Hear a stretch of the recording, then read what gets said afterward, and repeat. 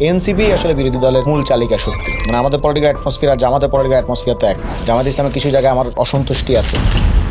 আমরা যদি 1971 সালে গিয়ে মুক্তিযুদ্ধও করতাম এই এনসিপির ছেলে পেলে, ওনারা কিন্তু আমাদেরকে বলতো যে আমরা 71কে ভুলিয়ে দিতে চাই, আমরা 71 বিরোধী শক্তি। বিরোধী দল অযোগ্য কেন? কারণ তাদের চোখে একমাত্র প্রকৃত বিরোধী দল হচ্ছে আওয়ামী লীগ। তাদের ধানের শীষ প্রতীকটা তো তাদের নিজেদেরই না, ওটা তো হচ্ছে ন্যাপ থেকে নেওয়া। বাংলাদেশে যত কিছু আছে সবকিছু নিয়ে সালাউদ্দিন ভাই একটা বক্তব্য আছে, আপনি দেখেন। আমরা তারেক রহমানের কাছ থেকে আমরা যেটা দেখতে পাই, ফ্যামিলি কার্ড, খাল খনন, কনস্টিটিউশন নিয়ে তার কি প্রস্তাবনা। তিনি না একটা জাতির লিডার।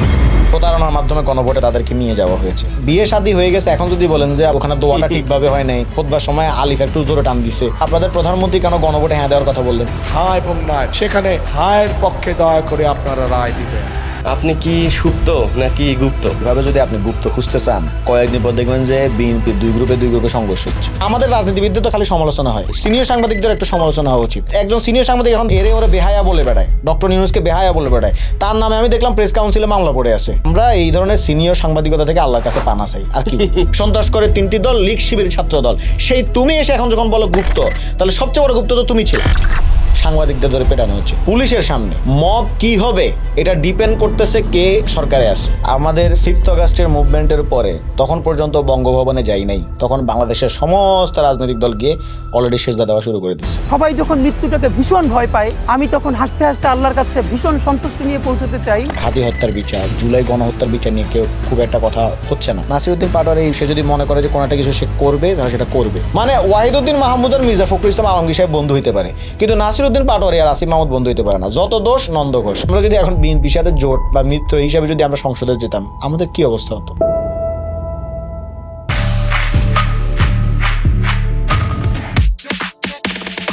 দ্য ব্লু আওয়ার পডকাস্টে আপনাদের ওয়েলকাম করছি আমি হাবিবুর রহমান অফি। প্রিয় দর্শক, আজকে আমাদের স্পেশাল গেস্ট তরুণ রাজনীতিবিদ, এনসিপির যুগ্ম সদস্য সচিব সালেহউদ্দিন সিফাত। সিফাত, আপনাকে স্বাগত। আপনাকেও ধন্যবাদ। শুরুতে জানতে চাইবো, খুবই ইন্টারেস্টিং কোশ্চেন, আপনি কি সুপ্ত নাকি গুপ্ত? যাকগে, এই বর্তমান রাজনৈতিক পরিসরে এটা বেশ পরিচিত একটা টার্ম, গুপ্ত গুপ্ত, সুপ্ত সুপ্ত বলে আমাদের প্রধানমন্ত্রী থেকে শুরু করে আরো বিভিন্ন জন বিভিন্নভাবে এটাকে ব্যাখ্যা করার চেষ্টা করছেন।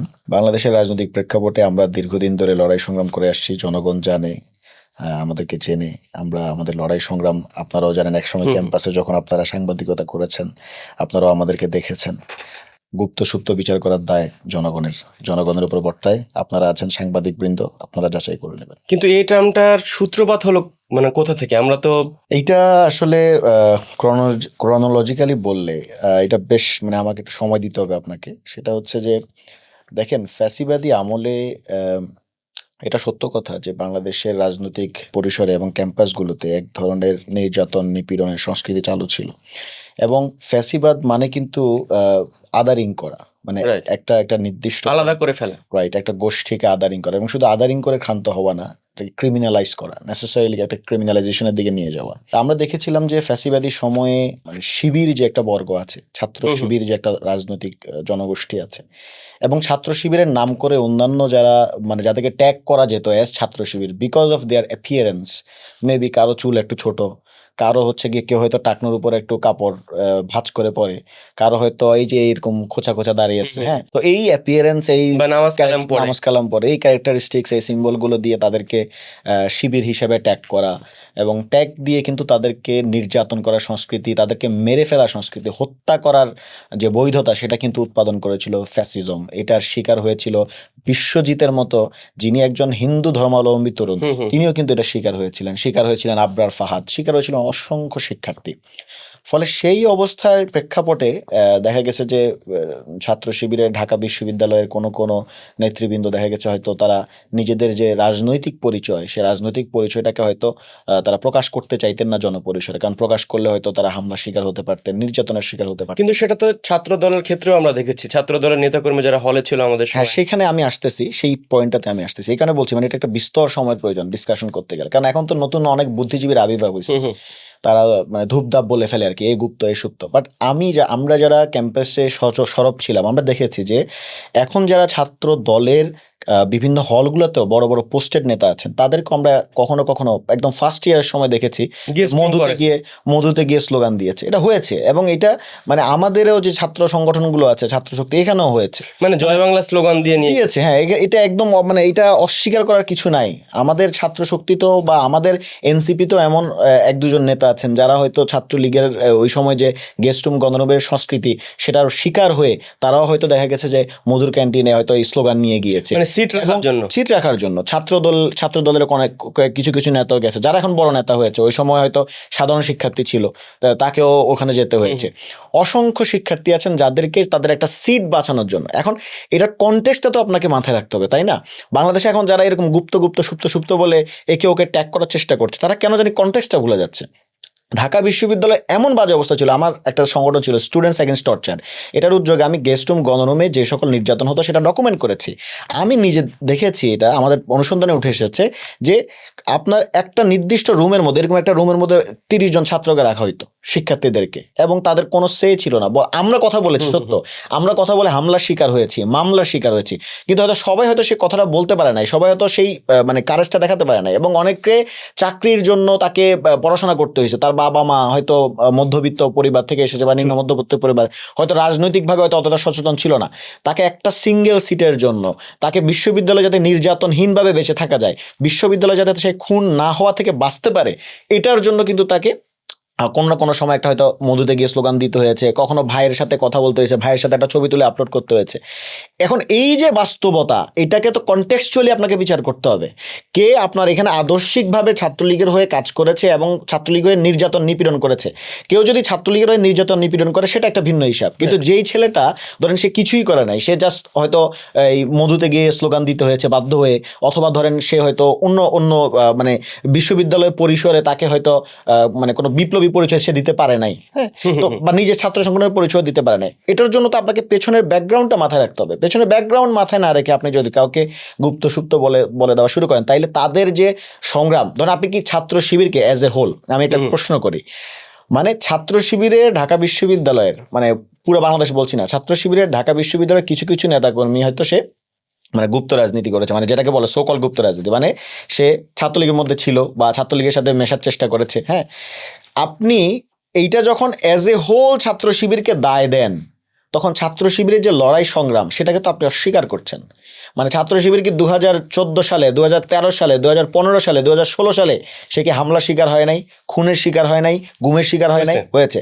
তাহলে এখন আমরা সংসদেও দেখি বলে যে অমুকের মানে গুপ্ত রাজনীতি, আপনারা তো ছাত্রলীগের লুঙ্গির তলে ছিলেন। This is so unjust. মানে আপনি এটা এক দুজনের ক্ষেত্রে বলতে পারেন, মানে কতিপয় লোকের ক্ষেত্রে বলতে পারেন, বাট একটা নির্দিষ্ট ছাত্র সংগঠনের ক্ষেত্রে আমি দেখি যে সার্জিস আলমকে পর্যন্ত বলতেছে যে সে এরকম, আপনি তো ছাত্রলীগ। তো ভাই, সার্জিস আলম 2024 সালে যে লড়াই সংগ্রাম করেছে, তাকে যে হল থেকে বের করে দিয়েছিল এবং সে যে একটা মানে ভয়াবহতার মধ্যে দিয়ে গিয়েছে, আপনি কি সেটাকে রেকগনাইজ করেন? এই ছবিও দেখেছি, আবিদের সঙ্গে সাদ্দামের ছবিও তো দেখেছি আমরা। মানে এটা আমি একদম কারো নাম নিচ্ছি না, বাট যারা যারা ক্যাম্পাসে থেকেছে, ক্যাম্পাসের রিয়ালিটিটা জানে, তারা জানে এখানে। এবং আমি আপনাকে বলি, আমার নিজের ইউনিয়নে, আমার যেখানে বাসা, আমার নিজের ইউনিয়নে অনেক কিশোর আছে যারা এখন তরুণ হয়েছে, তাদের অনেককে ছাত্রলীগের মিছিলে নিয়ে যাওয়ার জন্য মারধর করা হয়েছে, পেটানো হয়েছে, না গেলে তাদের হাত পা ধরে ভেঙে দেওয়া হয়েছে। এই বাস্তবতাগুলো তো আপনার আছে, এবং সেই কারণেই কিন্তু আমরা বলেছিলাম যে আপনি আমাদের প্রস্তাবনায় দেখবেন, আমরা বলেছিলাম যে ন্যাশনাল ট্রুথ অ্যান্ড রিকনসিলিয়েশন কমিশনের কথা, যে আপনি এই কথাগুলো শুনতে হবে মানুষের কাছ থেকে। যেই ছেলেটার আসলে কোনো দায় নাই, আপনি তাকে আপনার একদম মানে হত্যাযোগ্য বানিয়ে ফেলে তো হবে না। এবং এই যে সোকল গুপ্ত বলে মানুষকে ট্যাগ করা, এটার মধ্য দিয়ে কিন্তু ফ্যাসিজমের আমলে যে হত্যাযোগ্য করার যে রাজনীতি, সেটা কিন্তু এখন আরেকটা বিষয় এখানে মানে বলে রাখা ভালো। ছাত্রদল ধরেন সে নির্যাতন নিপীড়নের শিকার হয়েছে, এটা 100% সত্য। আমি নিজে দেখেছি, আমি সাতক্ষীরা, তারপর আপনার খুলনা, যশোর অঞ্চলে আমি নিজে আমরাও দেখেছি। রাইট। সো খুবই নির্মম নির্যাতন হয়েছে, নি ক্যাপিং হয়েছে। মানে ছাত্রদলের ছেলেপেলেকে, আমি নিজে মায়ের ডাকের সাথেও কাজ করেছি, ছাত্রদলের ছেলেপেলেকে গুম করা হয়েছে, ছাত্রদলের অসংখ্য নেতাকর্মীকে গুম করা হয়েছে, এবং অনেকের পায়ে আপনার গুলি করে, এটা শিবিরেরও হয়েছে, ছাত্র শিবির এবং ছাত্রদলের ক্ষেত্রে পায়ে গুলি করে পাটাকে বিচ্ছিন্ন করে ফেলার মতো অবস্থা হয়েছে, এটাকে বলে নি ক্যাপিং। আচ্ছা, এখন ধরেন এটা ছাত্রদল শিবিরকে বলছে, শিবির ছাত্রদলকে বলছে। আমি দেখি বাংলাদেশের কিছু বুদ্ধিজীবী তারাও এখন শিবিরকে গুপ্ত বলা শুরু করছে।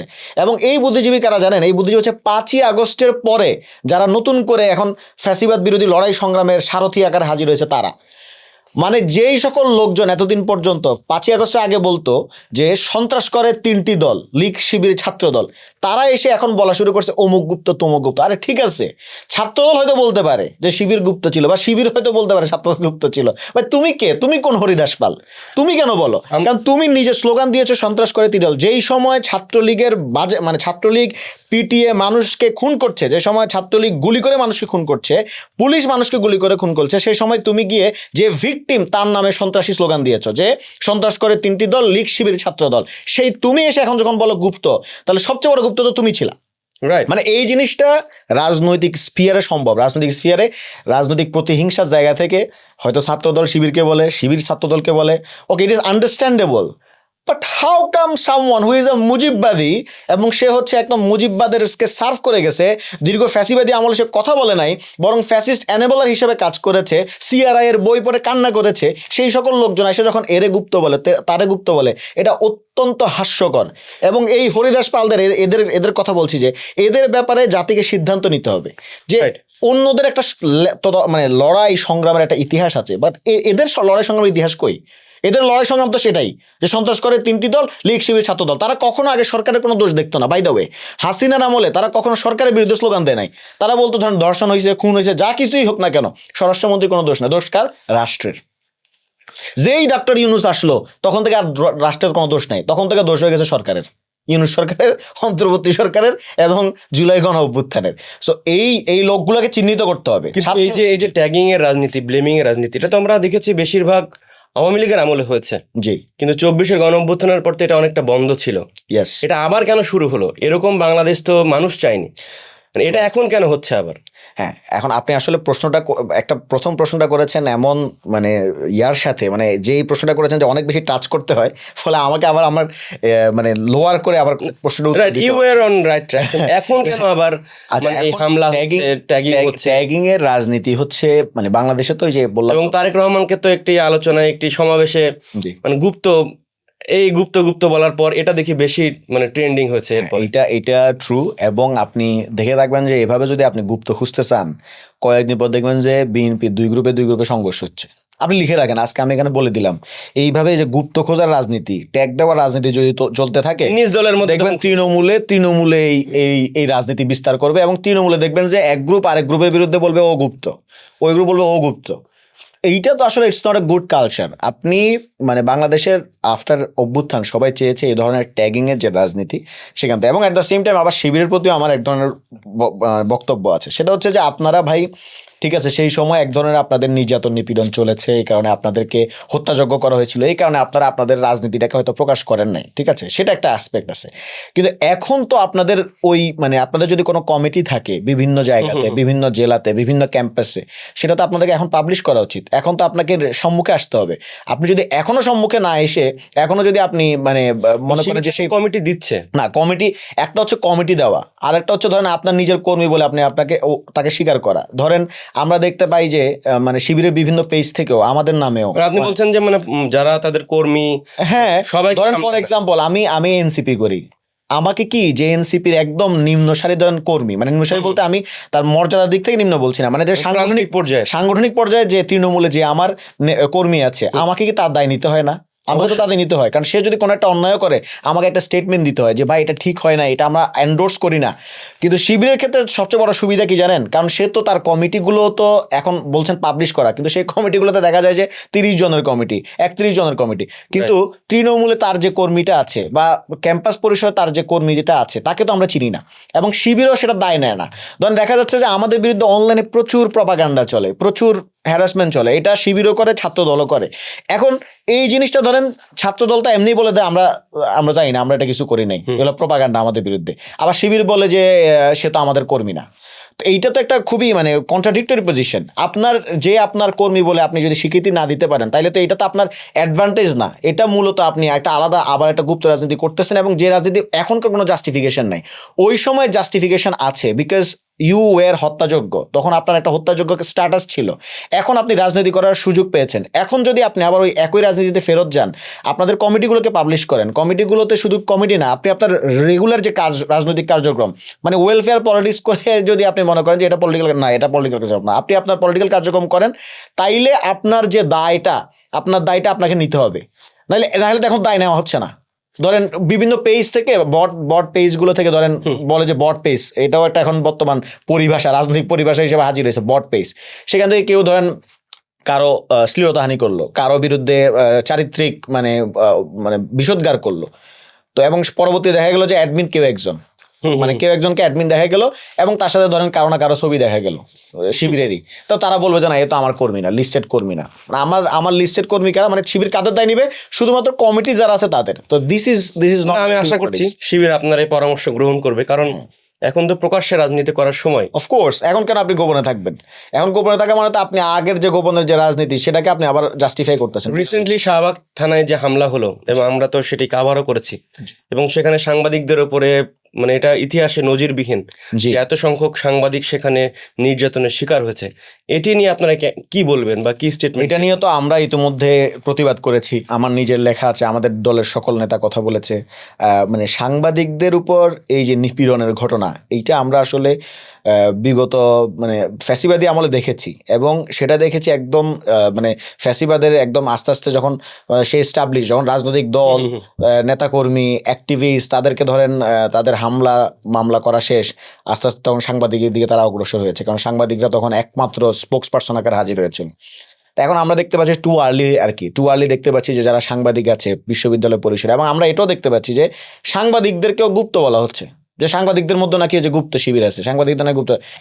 এইভাবে যদি সাংবাদিকদের মধ্যে আপনি গুপ্ত খুঁজতে যান, সবার আগে তো এক্সপোজ হবে বামপন্থী সংগঠনগুলা, কারণ অসংখ্য সাংবাদিক আছেন, সিনিয়র সাংবাদিক আছে, আমি নাম নিলাম না, তাদের অনেকে ছাত্র জীবনে ছাত্র ইউনিয়ন করছে, ছাত্র জীবনে জাসদ করছে, ছাত্র জীবনে আপনার সমাজতান্ত্রিক ছাত্র ফোরাম করছে, তারা এখন সাংবাদিকতা করছে না, দেদারসিত সাংবাদিকতা করছে।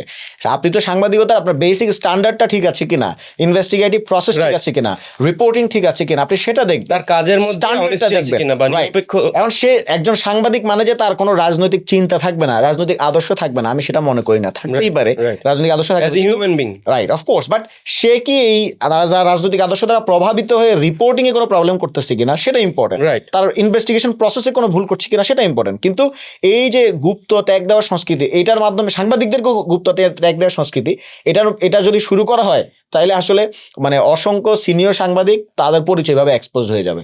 কারণ এই যে হামলা হলো, এত সংখ্যক সাংবাদিককে সেখানে আহত করা হলো, আমি নিজেও গিয়েছিলাম ভিসির সেই সংবাদ সম্মেলনে যেখানে সাংবাদিকরা গিয়ে বিচার চাইতে গিয়েছিল, সেটির কিন্তু এখনো কোনো সুরা হয় না। এবং আমাদের মাননীয় স্বরাষ্ট্রমন্ত্রী সালাউদ্দিন আহমেদ, আমার ডিপার্টমেন্টের সিনিয়র বড় ভাই, উনি বিরোধী দল থেকে শুরু করে বাংলাদেশের জনগণ সবাইকে উনি সাংবিধানিক জ্ঞান বিতরণ করেন, সবাইকে উনি স্বরাষ্ট্র আইন শৃঙ্খলা নিয়ে বেশ পড়ান, কিন্তু উনি ওনার ফোর্সকে আইন পড়াইতে পারেন না। উনার যে পুলিশ বাহিনী আছে, স্বরাষ্ট্রের অন্যান্য দায়িত্বে যারা নিয়োজিত আছেন, তাদের কাউকে তিনি আইন পড়াইতে পারেন না। উনি আমাদেরকে আইন পড়ানোর আগে উনি ছাত্রদলকে আইন পড়ানো উচিত। মানে ছাত্রদল যে এই যে হামলাটা চালাইলো, এবং সেটার তিনি এখন পর্যন্ত আমি দেখলাম যে গড়িমসি, এখনো বিচারে গড়িমসি। শুধু এইটা না, উনারা কথায় কথায়, বিশিষ্ট সিনিয়র সাংবাদিক বৃন্দ কথায় কথায় খালি মবের দায় চাপায় যে হ্যাঁ ইউনূস সরকারের সময় এরকম মব হয়েছে, এরকম হয়েছে। আচ্ছা, আপনি আমাকে বলেন, এই 12ই ফেব্রুয়ারির পরে আপনি কি মব দেখেন নাই?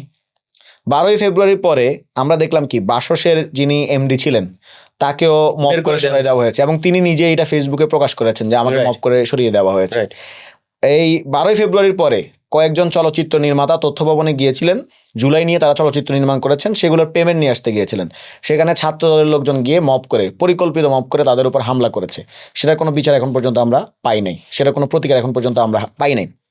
আমরা এই 12 ফেব্রুয়ারি পরেই দেখলাম যে আপনার এই যে বাংলাদেশ ব্যাংকের সামনে একটা প্রতিষ্ঠান, এই প্রতিষ্ঠানের সামনে মব করে গভর্নর এবং তাদের যে উপদেষ্টা তাদেরকেও পর্যন্ত সরিয়ে দেওয়া হয়েছে। সেগুলোর কিন্তু আমরা এখন পর্যন্ত কোনো প্রতিকার পাইলাম না। এবং সর্বশেষ সংযোজন হইল এইটা যে থানার মধ্যে ঢুকে, থানার মধ্যে পুলিশের সামনে সাংবাদিকদের ধরে পেটানো হচ্ছে, পুলিশের সামনে, থানার মধ্যে, থানা প্রিমাইজে। তাহলে এই যে বলা হয় যে মব সংস্কৃতি শেষ করে দিলাম, মানে তার মানে বোঝা গেল আসলে মব কি হবে এটা ডিপেন্ড করতেছে কে আপনার সরকারে আছে। মানে উনাদের পন্থী যদি কোনো মব হয়, উনাদের পন্থী যদি কেউ কিছু করে, ওইটা কোনো মব না। তার মানে মব দুই প্রকার, একটা হচ্ছে সাধারণ মব আর একটা হচ্ছে সরকার সমর্থিত মব। এই যে 4টা উদাহরণ দিলাম, এই 4টা হচ্ছে সরকার সমর্থিত মব।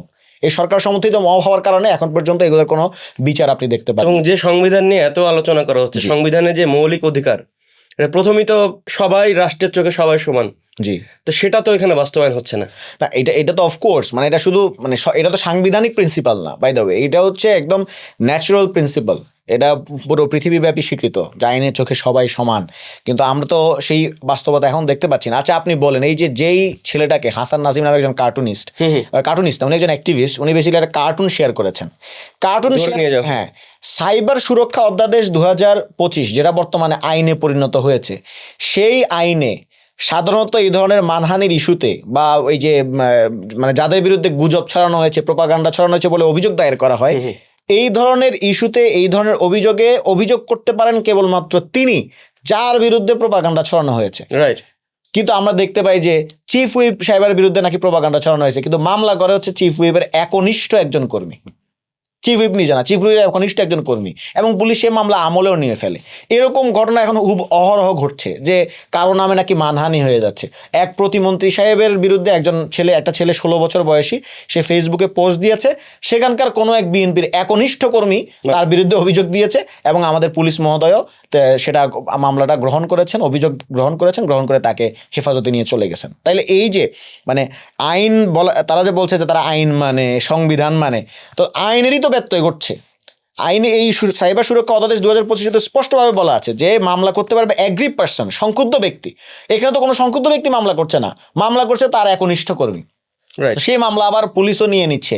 তো আমরা এই কারণেই বলছি যে আমার ডিপার্টমেন্টের বড় ভাই সালাউদ্দিন ভাই, আমি ওনাকে রেসপেক্ট করি, তো উনি আমাদের বিরোধী দলকে আমাদেরকে আইন শেখানোর আগে উনার স্বরাষ্ট্র মন্ত্রণালয়ে যারা নিয়োজিত ব্যক্তিবর্গ আছে তাদেরকে আইনটা ভালো করে শেখানো উচিত, পাশাপাশি ছাত্র দলকে আইন শেখানো উচিত। এবং সংসদে কিন্তু সংবিধান নিয়ে জানাশোনা কিন্তু ব্যক্তি সালাউদ্দিন সাহেব, ওনার কিন্তু সংবিধান নিয়ে বেশ আমি কোনো ডিনায়াল করছি না। অফকোর্স ওনার সেই সাংবিধানিক জানাশোনা আছে, ওনার যে আপনার ব্যক্তি জীবনটা বেশ সমৃদ্ধ। ঢাকা ইউনিভার্সিটির ল থেকে পড়াশোনা করেছেন, সিভিল সার্ভিসে ছিলেন, পরবর্তীতে দীর্ঘ সময় গুম ছিলেন। এটা তো হচ্ছে তার রাজনৈতিক জার্নির কথা বলছি, বাট তার আগেও তিনি মন্ত্রীও ছিলেন। তো ফলে এক ধরনের তার যে জ্ঞান আছে, মানে এই যে মানে প্রশাসনিক বিষয়ে এবং আইনি বিষয়ে, সেটা অস্বীকারের কোনো সুযোগ নাই, বাট ওনাকেও নয়া বাস্তবতা মাথায় নিতে হবে। কিন্তু জুলাইয়ের মতো এত বড় একটা আন্দোলন হলো, সবার সামনে হলো, এখন তো আমরা দেখছি সংসদে এটিকে একরকম কটাক্ষ করা হচ্ছে। গতকালকে একজনের বক্তব্য শুনলাম যে বলা হচ্ছে যে 71-এর কাছে এই জুলাইয়ের আন্দোলন হচ্ছে মহাসাগরের কাছে। ফজলুর রহমান সাহেব, যে আমি নাম বলতেছি আর কি, হ্যাঁ, এখন ফজলুর রহমান সাহেব সিনিয়র ব্যক্তিবর্গ, উনি আসলে অনেক সময় সিনিয়র ব্যক্তি হওয়ার কারণে কিনা জানি না, অনেক সময় ভুলভাল কথাও বলে ফেলেন। যেমন উনি কালকে বলছেন যে ওরা 1947-এর কথা বলে, 71-এর কথা বলে না, 24-এর কথা বলে। এইটা তো মিথ্যা কথা, কারণ আমরা আমাদের প্রস্তাবনায় এবং যখন ইনফ্যাক্ট 5 অগাস্টের পরে আমাদের ঘোষণার আসলো যে আমরা কিভাবে বাংলাদেশটাকে দেখতে চাই, নতুন বাংলাদেশ কিভাবে গড়বো, বা অন্তর্বর্তীকালীন সরকারের সময়, সেখানে স্পষ্ট আকারে 3টা মানে পিরিয়ডের কথা বলা ছিল, টাইম 1947, 1971, 2024। তো ফলে এইটা যে এখন এটাতে একটা মিথ্যা আরোপ করা যে আমরা 1971 সালকে ভুলে দিতে চাই, বা মানে আমরা 1971 অস্বীকার করছি, এটা তো ভুল কথা। মানে আমরা তো রেগুলার বলে যাচ্ছি। ইনফ্যাক্ট আপনার ধরেন জামুকা যে আইন হলো আর কি, জাতীয় মুক্তিযোদ্ধা কাউন্সিল যে আইনটা হলো, সেখানে আমার জোটে আছে জামায়াতে ইসলামী, সেখানে আমরা কিন্তু ওই জামায়াতের নাম যখন অন্তর্ভুক্ত হলো জামুকার ইয়াতে, তো সেখানে কিন্তু আমরা আপত্তি করি নাই। হ্যাঁ, আমরা আমাদের অনাপত্তি পত্র দিয়েছি। তার মানে আমরা আমাদের জায়গা থেকে এই জায়গায় সচেতন আছি। কিন্তু এরপরেও মানে তাদের মন্তব্য হচ্ছে আমরা 71-কে ভুলিয়ে দিতে চাই। 24-এর সাথে নাকি 71-কে দাঁড় করানো হয়। আমাদের অভ্যুত্থানের সেভারাল লিডার্স সেভারাল টাইমসে বলেছে যে 24 হচ্ছে 71-এর ধারাবাহিকতা, কিন্তু তারা তারপরে বলে 71-কে আমরা ভুলিয়ে দিতে চাই। কেন? কারণ ওই আমরা এখানে 47-ও নিয়ে আসছি। আমরা তো একটা মানে ঐতিহাসিক ট্রু ন্যারেটিভটা আমরা সামনে নিয়ে আসছি। আপনাকে তো 47-কে স্বীকার করতে হবে। 47 হচ্ছে আপনার এখানকার ভূখণ্ডের লড়াইটা, মানে ভূখণ্ডের লড়াই এবং আজাদির লড়াই, ব্রিটিশ যে সাম্রাজ্যবাদ, উপনিবেশবাদ, তার বিরোধী লড়াই, তাই না? মানে আপনি দেখবেন যে আমাদের এখানকার যারা বামপন্থী লোকজন আছেন তারা দিনরাত 24 ঘন্টা মার্কিন সাম্রাজ্যবাদের বিরুদ্ধে স্লোগান দিতে দিতে মোটামুটি আত্মহত্যা দিয়ে ফেলেন নিজেদেরকে, কিন্তু ওনারা 1947-কে সেলিব্রেট করেন না। অথচ 47 সালে তো একটা আপনি সাম্রাজ্যবাদের থেকে আপনি মুক্তি পেলেন, সংগ্রাম করলেন। এবং 1971 সালে আমাদের মহান মুক্তিযুদ্ধের একটা স্মৃতি আমরা জানি, আমরা যেখানে পাকিস্তানি যারা ছিল, যারা আমাদের প্রতি অর্থনৈতিক বৈষম্য চাপিয়ে দিয়েছিল, আমাদের উপর নিপীড়ন চালিয়েছিল, তাদের বিরুদ্ধে আমরা লড়াই করে আমাদের পূর্বপুরুষরা সেখানে স্বাধীন হয়েছেন। 2024-এ এসে আমরা সেটারই ধারাবাহিকতা একটা লড়াই সংগ্রাম করে গিয়েছি। কিন্তু এরপরও যখন তারা বলে যে আমরা 24 দিয়ে 71-কে ভুলিয়ে দিচ্ছি, এরপর আমাদের যেটা বলতে মন চায় সেটা হচ্ছে, ভাই আমরা যদি 1971 সালে গিয়ে মুক্তিযুদ্ধও করতাম এই এনসিপির ছেলে পেলে, তাইলেও দেখতেন মানে টাইম মেশিনে করে 71 মুক্তিযুদ্ধ করলেও ওনারা কিন্তু আমাদেরকে বলতো যে আমরা 71-কে ভুলিয়ে দিতে চাই, আমরা 71 বিরোধী শক্তি। নাহলে আপনি মানে এটা স্ট্রেঞ্জ, আপনি মানে যে কোনো কিছুতে এখন দেখবেন যে আগে আওয়ামী লীগের যে সংস্কৃতিটা ছিল এখন সেই সংস্কৃতিটা আবার ফেরত আনার চেষ্টা হচ্ছে। আপনার জেনজি প্রজন্ম তারা আপনার প্রতিরক্ষা খাত সম্পর্কে খুব ভালোভাবে জানে। জেনজি প্রজন্ম এখন ধরেন হাইপারসনিক মিসাইল চিনে, তারপর তারা টার্কিশ যে বাইরাক্তার ড্রোন আছে সেগুলো চেনে, সেগুলো তারা ফেসবুকে ইউটিউবে দেখে কোন ড্রোনের কত গতি। কারণ প্রতিরক্ষা খাত যদি আপনার উন্নত না হয়, আপনি কিভাবে নিজের দেশকে রক্ষা করবেন, নিজের দেশকে সেভ করবেন। এই জেএনজি প্রজন্ম যখন আমাদের প্রতিরক্ষা সরঞ্জাম নিয়ে মার্চ হলো, আমাদের প্রতিরক্ষা বাহিনী মার্চ করলো, তখন তারা সমালোচনা করলো যে আসলে আমাদের প্রতিরক্ষা সরঞ্জামগুলো বেশ অনুন্নত, এবং এটা তো আসলেই আমাদের তো আসলেই অনুন্নত এবং দুর্বল, এবং আমাদের এটা উন্নত করা উচিত। কারণ আমাদের প্রতিরক্ষা বাহিনী যারা আছে তারা অনেক কষ্ট করে, তারা সীমান্তে তারা মানে দীর্ঘ পরিশ্রমটা করে, 24 ঘন্টা তাদের পরিশ্রম, তাদের কারণেই আমরা বাংলাদেশে এখন সেফ অবস্থানে আছি। এবং তাদেরকে যদি আপনি উন্নত সরঞ্জাম বা সমৃদ্ধ সরঞ্জাম যদি আপনি দিতে না পারেন, সেটা তো এটা তো তাদের ব্যর্থতা না, এটা তো আমাদের ব্যর্থতা। কিন্তু যখনই আমাদের জেনজি প্রজন্ম সেই প্রতিরক্ষা সরঞ্জাম নিয়ে প্রশ্ন তুললো, সাথে সাথে একটা দল লোক আবির্ভাব হয়ে গেল যে ওমা এরা বোধহয় 1971 সালে মুক্তিযুদ্ধ চায় না, এরা বোধহয় বাংলাদেশ চায় না, এই কারণে প্রতিরক্ষা সরঞ্জাম নিয়ে প্রশ্ন করলো। আপনি চিন্তা করেন এত রিডিকিউলাস, পৃথিবীর কোনো দেশে এই যুক্তি টিকবে? মানে পৃথিবীর প্রত্যেকটা দেশে তো মানুষ চায় যে প্রতিরক্ষা সরঞ্জাম উন্নত হোক যাতে করে সে সেফ থাকে, আর বাংলাদেশে আপনি এটা চাইলে বলবে যে এরা 71-কে বলে দিয়ে যাচ্ছে, মানে হোয়াট ননসেন্স। এখন আপনাদের কি মনে হচ্ছে যে আপনারা যারা জুলাই আন্দোলনের একদম সামনের সারিতে ছিলেন, জি, তাদেরকে কটাক্ষ করা হচ্ছে বা আন্দোলনকে ছোট করে দেখা হচ্ছে এই ক্ষমতায় আসার পর? তা তো হচ্ছেই, এবং এটা তো বেশ মানে বলা হচ্ছে, কালকে একজন বললেন যে কি বলে জুলাই তো একটা মানে সাধারণ একটা আমাদের 15-16 বছরের যে লড়াই সংগ্রাম ছিল, জুলাই তো তার এটা ছোট ছোট এরকম অনেক জুলাই তারা করেছে। আচ্ছা, এগুলা দেখেন মানে কি বলবো, এটা আমাদের জুলাইয়ের একটা জনগণকে সামষ্টিক আন্দালিব রহমান পার্থের কথা বলছেন। সামষ্টিকভাবে জুলাই হচ্ছে আমাদের সবাইকে একসাথ করেছে, নাগরিকদেরকে, ছাত্র, শ্রমিক, জনতা, রাজনৈতিক দলগুলো সবাইকে একসাথ করেছে। আপনারা যে জুলাইগুলো করেছেন বলে আপনারা বলছেন, সেই জুলাই তো আপনাদের লোকজন আপনাদের সাথে, জনগণ তো আপনাদের সাথে মাঠে নামে নাই। জনগণ কেন মাঠে নামলো না? জনগণ কেন এই নাহির ইসলামের ডাকে, এক দফার ডাকে তারা ঢাকায় চলে আসলো? কেন আপনাদেরকে তারা বিশ্বাস করলো না? এইটা বরং আপনারা চিন্তা ভাবনা করেন। আপনারা তো অসংখ্য লড়াই সংগ্রাম করেছেন, আমি লড়াই সংগ্রামকে কোনোভাবে তিরস্কার করছি না, কটাক্ষ করছি না, ছোট করছি না, আমি নিজেই লড়াই সংগ্রামগুলো স্বীকৃতি দিয়েছি। কিন্তু জনগণ তো আপনাদের সাথে নামে নাই। তার মানে আপনারা যখন বলেন যে জুলাই বেসিক্যালি ওই 16-17 বছরের মতোই একটা সংগ্রাম, তো দিস ইজ ব্যাড। তার মানে আপনি জুলাই যে জনগণের যে প্রত্যক্ষ অংশগ্রহণ, তারা যে মাঠে নেমে আসে, একজন মা তিনি যে তার সন্তান হারানোর পরেও তিনি যে রাস্তায় এসে এই তার আন্দোলনরত শিক্ষার্থীদেরকে পানি খাওয়াচ্ছেন, আন্দোলনরত শিক্ষার্থীদেরকে ভাত তুলে দিচ্ছেন মুখে, এবং একজন নারী যে আমার বোন, সে ধরেন তার ভাইয়ের লাশ কাঁধে মিছিল দিচ্ছেন জুলাইয়ে, এই যে আবহটা, এই যে চিন্তাটা, কেন এই জিনিসটা হইল, এই কেনর উত্তর বোধহয় আমাদের সরকারি দলের অনেক নেতাকর্মী, সরকারি দলের অনেক সাংসদরা বুঝতে পারছেন না যে কেন এই জিনিসটা ঘটলো। মানে আপনাকে তো এটা বুঝতে হবে, এটা একটা যুগ সন্ধিক্ষণের সময়। কেন ওই সময় মুগ্ধ ঢাকারই একটা ইউনিভার্সিটির একটা সন্তান, প্রাইভেট ইউনিভার্সিটি, তাই তো, সে কেন সেখানে বলছে যে পানি লাগবে পানি লাগবে পানি লাগবে করে সে কেন রাস্তায় ঝাঁপিয়ে পড়লো? মানে প্রাইভেট ইউনিভার্সিটিতে কেন, ধরেন একটা কোটা সংস্কার আন্দোলন, ওরা বলে আর কি কোটা সংস্কার আন্দোলন, তো কোটা সংস্কার আন্দোলন হলে জেনারেলি পাবলিক ইউনিভার্সিটির ছেলেপেলে এটা নিয়ে টেনশন হওয়ার কথা। একজন রিক্সা চালকের তো টেনশন হওয়ার কথা ছিল না? একজন রিক্সা চালক কেন ডেল্টা হসপিটালের ওই যে সিঁড়িটাতে তাকে গুলি করলো পুলিশ, এবং সে ওইখানেই অকাতরে নিজের জীবনটা দিয়ে দিল, আত্মোৎসর্গ করলো। আচ্ছা, যেই ছেলেটা আনাস, তার বয়স তো মাত্র 12 বছর বোধ হয়, সেই মানে 10ম শ্রেণীর একজন শিক্ষার্থী, সে কেন চাঙ্কার বলে গুলি খেতে চলে গেল, এবং সে কেন একটা মানে লেটার লিখে গেল, এবং যেটা তার লাস্ট লেটার হলো। কেন? মানে এই যে সমগ্র ব্যাপক জনগোষ্ঠীর অংশগ্রহণ, মানে বাংলাদেশের এই ফ্যাসিবাদকে উৎখাত করার পেছনে এত ব্যাপক জনগোষ্ঠী অংশগ্রহণ, শিশু থেকে শুরু করে বৃদ্ধ, রিক্সা চালক থেকে শুরু করে প্রফেসর পর্যন্ত, ছাত্র, শ্রমিক, জনতা এবং সৈনিক। আপনি অবশ্যই আমাদের এখানকার যারা আর্মির অফিসার্সগুলো ছিলেন, যারা হচ্ছে গিয়ে সাহসী ভূমিকা পালন করেছেন, তাদের কথা আপনাকে বলতে হবে। তারা কেন এই ভূমিকাটা পালন করলো? এই কেনর উত্তরটা বাংলাদেশের সরকার দলের অনেক সাংসদ, বাংলাদেশের সরকার দলের অনেক নেতাকর্মী কোনোভাবে খুঁজে পাচ্ছেন না। যেদিন তারা খুঁজে পাবেন সেদিন হয়তো অনেক দেরি হয়ে যাবে। অনেক লম্বা আলোচনা আমরা শুনলাম। জুলাই নিয়ে যেহেতু আমরা আলোচনা করছি, মানে এরকম একটা আন্দোলন তো নেপালেও হয়েছিল। জি, এবং সেখানে বালেন্দ্র শাহ হ্যাঁ ক্ষমতা এলেন এবং আমরা দেখছি খুব ভালোভাবে রাষ্ট্রটা চলছে। তো বাংলাদেশের মানুষ তো এমন প্রত্যাশা করেছিল যে ছাত্র নেতা বা আপনাদের মতো কেউ, তরুণ কেউ রাষ্ট্রের দায়িত্ব নিক। এটা কেন বাংলাদেশে হলো না? এটা বাংলাদেশে হয় নাই, একদম সোজা সাপটা কথা, বাংলাদেশের পলিটিক্যাল স্টাবলিশমেন্টের কারণে।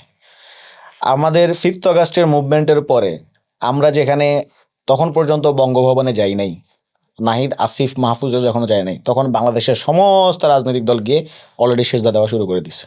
তারা চিন্তাও করে নাই যে সমন্বয়কদেরকে যে আমার এখানে নিয়ে যেতে হবে, যারা যুদ্ধটা করেছে, ফোর ফ্রন্টের লড়াইটা করেছে, এটাকে চালিয়ে নিয়ে গেছে, সেই ছাত্রদেরকে তারা এক্সক্লুড করে দিয়ে তারা নিজেরা চলে গেছে। পরে ছাত্রদেরকে নিয়ে গেছে, 3 জন ভুয়া সমন্বয়ককে সেখানে নিয়ে গেছে, যেটা আবার এক্সপোজড হয়েছে। তাহলে এই পলিটিক্যাল এস্টাবলিশমেন্ট, তারা কি এখানকার যে জনগোষ্ঠী যারা লড়াই করেছে, মাঠে লড়াই করেছে, তাদেরকে কি তারা চেয়েছিল? উত্তর হচ্ছে না। এখন বড় বড় কুতুবরা হাজির হয় যে নেপাল পারছে, তোমরা পারো নাই কেন? আচ্ছা, এই নেপালের ছাত্ররা যখন বিভিন্ন রাজনৈতিক দলে যুক্ত হওয়া শুরু করলো, মানে প্রথমত তারা রাজনৈতিক দলগুলোতে যুক্ত হচ্ছিল না, প্রথম তারা স্টেট রিফরমেশন এগুলো নিয়ে কাজ করছে, তখন আমাদেরকে কথা শুনাইছে, দেখছো নেপালের ওরা কিন্তু পড়ার টেবিলে ফেরত গেছে, তোমরা গিয়ে কিন্তু আবার রাজনৈতিক দল করছো, তোমাদের ক্ষমতার নেশা পেয়ে বসেছে, তোমরা পড়ার টেবিলে ফিরে যাও, তোমরা পড়ার টেবিলে ফেরত যাও নাই। এবার যারা তখন আবার ক্ষমতায় চলে গেল, রাজনৈতিক দল গঠন করে বা রাজনৈতিক দলে যুক্ত হয়ে, বিভিন্ন রাজনৈতিক দলে, আরএসপি তো আগেই গঠিত হয়েছিল, মেবি 2022 সালে গঠিত হয়েছিল, যেটা এখন বর্তমানে নেপালের ক্ষমতায় আছে। সেখানে যখন যুক্ত হওয়া শুরু করলো, তখন এবার আমাদেরকে বললো, দেখছো তোমরা মাত্র 6টা সিট পাইছো, তারা দেখো তারা কিন্তু জিতে গেছে। মানে এই যে দ্বিমুখিতা। আচ্ছা, আপনি দেখেন ইন্টারেস্টিং পয়েন্ট, নেপালে ইতিপূর্বে আরো একবার জন আন্দোলন হয়েছিল 2006 সালে। হ্যাঁ, 2006 সালে হয়েছিল, এবং এরপরে 2007 সালে একটা ইন্টারিম কনস্টিটিউশন হয়েছিল। 6 সালের মনার্কিটাকে বাদ দেওয়ার পরে 2007 সালে একটা ইন্টারিম কনস্টিটিউশন হয়েছিল, এবং এরপরে 2008 সালে ওই ইন্টারিম কনস্টিটিউশনের অধীনে বোধহয় একটা কনস্টিটিউয়েন্ট অ্যাসেম্বলি হয়েছিল, গণপরিষদ হয়েছিল। সেই গণপরিষদ 2012 সালে ফেইল করেছিল। পরবর্তীতে সেকেন্ড একটা কনস্টিটিউয়েন্ট অ্যাসেম্বলি, সেকেন্ড একটা গণপরিষদ হয়েছিল, সেটা 2015 সালে এসে একটা সংবিধান প্রণয়ন করেছিল। আর বাংলাদেশে 2024-এর 5ই আগস্টের পর আমরা যখনই বললাম গণপরিষদের কথা, বলে দেশকে অস্থিতিশীল করতে চাচ্ছে, যখনই বলি নতুন সংবিধানের কথা, বলে 71কে বলিয়ে দিতে চাচ্ছে, যখনই বলি জুলাই ঘোষণাপত্রের কথা, বলে দেখছো এরা বাংলাদেশের সঠিক ইতিহাস জানে না। তাইলে এবার আপনি আমাকে বলেন, দোষটা কার? নেপালের সাথে যে আমাদেরকে মেলানো হচ্ছে। নেপালের ছাত্ররা, নেপালে যখনই আন্দোলন হয়েছে তখন তারা তাদের ইন্টারিম কনস্টিটিউশন বানায় ফেলছে, অন্তর্বর্তীকালীন সংবিধান। তারপর সেখান থেকে তারা একটা নতুন সাংবিধানিক অগ্রযাত্রায় গিয়েছে, গণপরিষদ গঠন করেছে। গণপরিষদ প্রথমটা ফেল করার পরে দ্বিতীয় আরেকটা গণপরিষদ করেছে। আর আমার এখানে আমি গণপরিষদই করতে পারলাম না, গণপরিষদ তো দূর কি বাদ, সংবিধান সংস্কার পরিষদই করতে পারলাম না। রাইট। তাহলে এই দায় আপনি কাদেরকে দিবেন? ছাত্রদের না আমাদের পলিটিক্যাল এস্টাবলিশমেন্টের? একদম একদম পরিষ্কার। আমরা জুলাই নিয়ে বেশ ভালো আলোচনা করলাম। এবার এনসিপি প্রসঙ্গে আসি। এনসিপিতে দেখলাম যে বেশ হেভি ওয়েট অনেকে জয়েন করলো। জি, তো এই যাত্রায় তাদের এই অংশগ্রহণ এনসিপিকে আরো কতটা জনপ্রিয় করলো বা কি উপকার আসছে? না, হেভি ওয়েট লাইট ওয়েট কথা না, জনগণ যুক্ত হচ্ছে। ওটা মানে যারা অনেক আগে বিএনপি রাজনীতির সাথে যুক্ত ছিল অনেকেই আছে, বা যারা এখন মনে করছে যে বিএনপির রাজনীতি আসলে ম্যাডামের রাজনীতি বা শহীদ প্রেসিডেন্ট জিয়াউর রহমানের রাজনীতিকে ধারণ করছে না এখন আর, তারা এখানে আস্তে আস্তে যুক্ত হওয়া শুরু করেছে।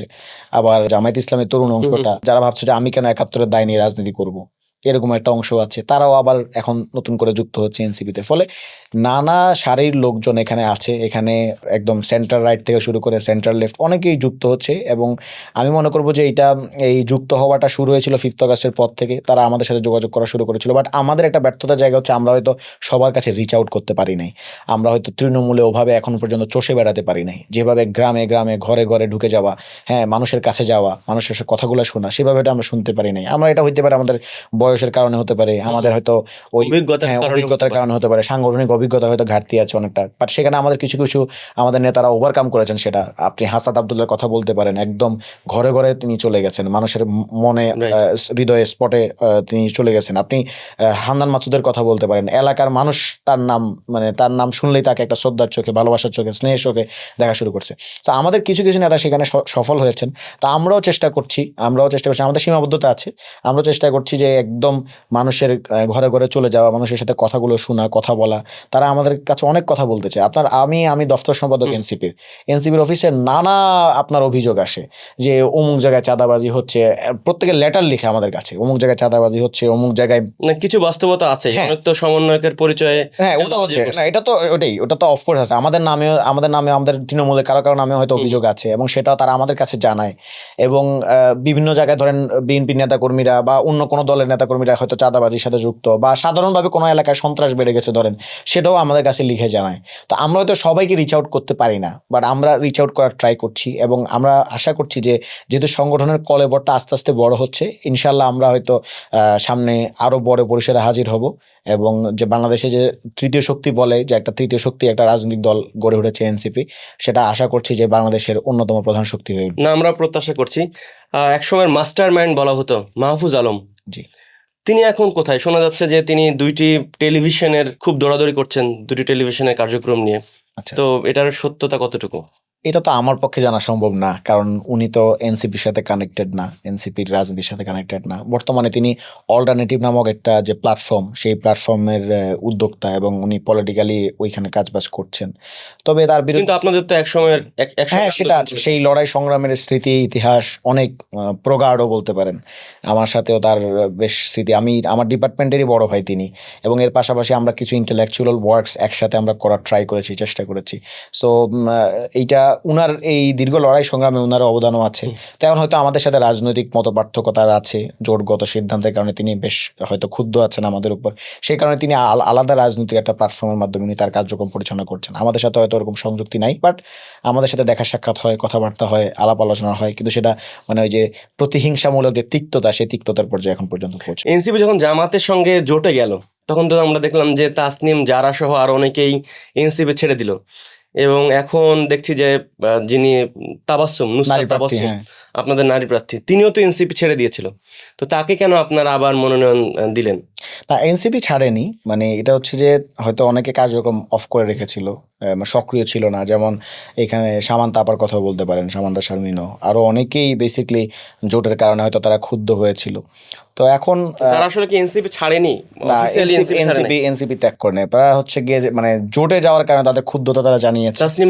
তাসনিম যারা তো এনসিপি ছেড়ে পদত্যাগ করে, তা সে নতুনভাবে ইলেকশন করেছে। মানে এখানে কেউ হচ্ছে গিয়ে পদত্যাগ করে চলে গিয়েছে, সেটা ভিন্ন। যেমন মুশফিকুস সালেহীন চলে গিয়েছেন, তাসনিম যারা চলে গিয়েছেন, তার হাজবেন্ড ছিলেন খালেদ সাইফুল্লাহ ভাই, উনিও চলে গিয়েছেন, আরো অনেকে রাজনৈতিক পদত্যাগ করেছেন। আবার কেউ কেউ হয়তো নিষ্ক্রিয় অবস্থায় রয়েছেন, যে হয়তো তারা এখানে মনোপুত হয় না এই জোটটা, বা এরকম অবস্থায় রয়েছেন। বাট লেটলি আমি যেটা মনে করি যে সবার হয়তো এইটা বোধগম্য হবে যে জামায়াতের সাথে আমাদের যে জোটটা ছিল, বা জামায়াতের সাথে না, এই 11 দলীয় জোটটা, এটা বেসিক্যালি কয়েকটা প্রিন্সিপালের উপর বেস করে হয়েছিল। একটা হচ্ছে সংস্কার কার্যক্রমটাকে বেগবান করা, এই ব্যাপারে আমরা সবাই 11 দলীয় জোটের সবাই একমত ছিলাম।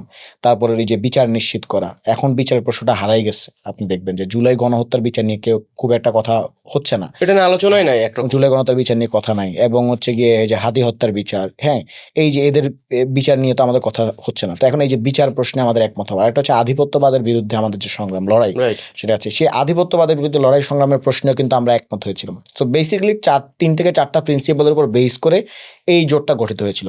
নিউ ইয়র্ক টাইমস আমাকে জিজ্ঞেস করেছিল এই ইলেকশনের আগে যে আপনারা why you choose Jamaat Islami alliance, যে আপনারা এটাকে কেন চুজ করলেন? মানে আপনার তো জামায়াত ইসলামের আদর্শিক অবস্থানের বিরুদ্ধে আলাদা প্রস্তাবনা আছে, তা আপনি কেন? তো এখন আমি ক্ল্যারিফাই করেছিলাম যে শুধু জামায়াত ইসলামী না, বিএনপির আদর্শিক প্রস্তাবনার বিরুদ্ধে তো আমার আলাদা নিজস্ব আদর্শিক প্রস্তাবনা আছে। এবং জামায়াত ছাড়াও অন্যান্য যে রাজনৈতিক দলগুলোর সাথে আমাদের 11 দলীয় জোট হয়েছে, তাদের অনেকে কিছুর সাথে আমি একমত না। খেলাফত মজলিস যে রাষ্ট্র কায়েম করতে চায়, সে রাষ্ট্রের যে রূপরেখা, সেটার সাথে তো আমার রাষ্ট্র মিলবে না। বাট আমি 4টা প্রশ্নে বেসিক্যালি একমত হয়েছি। এবং বিএনপিও সেম। বিএনপির অনেকে এখন বলছে না যে তোমরা তো জামাতের সাথে চলে গেছো, তা আপনি বিএনপি আপনি কেন ইয়ার সাথে গেলেন? এই যে একটা ইসলামী দল আছেন, আমি নামটা এই মতো মাথায় আসছে না, খেলাফত আন্দোলন, যেখানে নারায়ণগঞ্জে প্রার্থী ছিল তাদের, খেজুরগাছ যে মার্কাটা, তো আপনারা কেন গেলেন? তাহলে আপনারা কি তাদের ওই মতবাদকে এন্ডোর্স করেন? ওই খেজুর গাছ মার্কার যে দলটা, তাদের সাংগঠনিক মতাদর্শকে আপনারা এন্ডোর্স করেন? না, Not right. নিশ্চয়ই আপনারা নিশ্চয়ই কোনো একটা বেসিসে, কোনো প্রিন্সিপালের উপর বেস করে তো তাদের সাথে এই আলাপ আলোচনায় গিয়েছেন। ইনফ্যাক্ট বিএনপির যে জোটটা, সেটা বরং আপনি বলতে পারবেন যে এটা একটা আনফেয়ার একটা ব্যবস্থা চলে গেছে। রাশেদ খান সাহেবের মতো লোক, যিনি গণ অধিকার পরিষদে ছিলেন, তিনি গিয়ে যুক্ত হয়ে গেছেন বিএনপিতে। তারপর ধরেন মানে আরো অনেকে, যে ববি হাজ্জাজ, উনারও একটা ছোটখাটো দল ছিল এনডিএম, সেখান থেকে যুক্ত হয়ে উনি আবার চলে গেছেন বিএনপিতে। তো এই যে মানে গ্রাস করা যে রাজনীতি, আমরা তো সেই রাজনীতিতে যাইনি, আমরা আমাদের নিজস্ব জোটে দাঁড়িয়েছি, জোট করেছে, একটা সম্মানজনক অবস্থায় আমরা নিজেদের রেখে জোট করা। অফকোর্স। তাহলে আপনারা যারা বলছে যে আপনারা তো মুখ হয়ে যাচ্ছেন, আপনারা তো মুখ হয়ে যাচ্ছেন, চিন্তা করেন, অথচ তারা অলরেডি মানে নিজেদের সর্বস্ব বিলিয়ে দিয়ে ওই দলে চলে গেছে। এবং আপনাদেরকে জামাতের বি টিমও বলা হয়। হ্যাঁ, মানে এটা আমি এই প্রশ্নের উত্তর অনেকবার দিচ্ছি। মানে ওই দিন বাংলাদেশের কিছু নেতাকর্মী আমাদের সংগঠনে যুক্ত হওয়ার কারণে অনেকে বলা শুরু করছে যে এরা তো জামায়াতের বি টিম হয়ে যাচ্ছে, জামাতের দোকান হয়ে যাচ্ছে, জামাতের একটা দোকান বাংলাদেশ, তারা আবার এনসিপিতে যুক্ত হচ্ছে। তা আমি প্রশ্ন করছিলাম আর কি, একজন সাংবাদিক আমাকে এই প্রশ্নটা করছে, তখন আমি পাল্টা প্রশ্ন করছি যে আপনি কি জানেন বাংলাদেশ জাতীয়তাবাদী দল যখন প্রতিষ্ঠিত হয়েছিল, তখন মুসলিম লীগের অনেক নেতাকর্মীরা যারা বিএনপিতে যুক্ত হয়েছিল এবং প্রতিষ্ঠাকালীন সদস্য হিসেবে গুরুত্বপূর্ণ ভূমিকা পালন করেছে। মশিউর রহমান যাদব মিয়া থেকে শুরু করে আরো অনেকে গুরুত্বপূর্ণ ভূমিকা পালন এবং করেছে। যাদের ধানের শীষ প্রতীক ছিল। হ্যাঁ, ইনফ্যাক্ট তাদের ধানের শীষ প্রতীকটা তো তাদের নিজেদেরই না, ওটা তো হচ্ছে ন্যাপ থেকে নেওয়া, ভাসানী সাহেবের। হ্যাঁ, তাইলে আপনি কি বলবেন যে এখন এটা বিএনপি একটা মুসলিম লীগের দোকান, এটা বলার কোনো সুযোগ আছে? বা ন্যাপের দোকান বলার সুযোগ আছে? নাই তো। কারো যদি নিজস্ব প্রস্তাবনা নিয়ে যদি কেউ হাজির হয় এবং সেই প্রস্তাবনার ব্যাপারে যদি আমাদের যারা অন্য রাজনৈতিক দলের কোনো আদর্শিক নেতা, তার যদি মনে হয় যে সেই আদর্শ ছেড়ে নতুন করে আমার আদর্শটাকে তার কাছে যদি মনে হয় যে না এইটাই আসলে বাংলাদেশের মুক্তির পথ দিতে পারবে, সে যদি যুক্ত হয়, তাকে তো আবার নতুন করে জামাতের দোকান বলার কিছু নাই।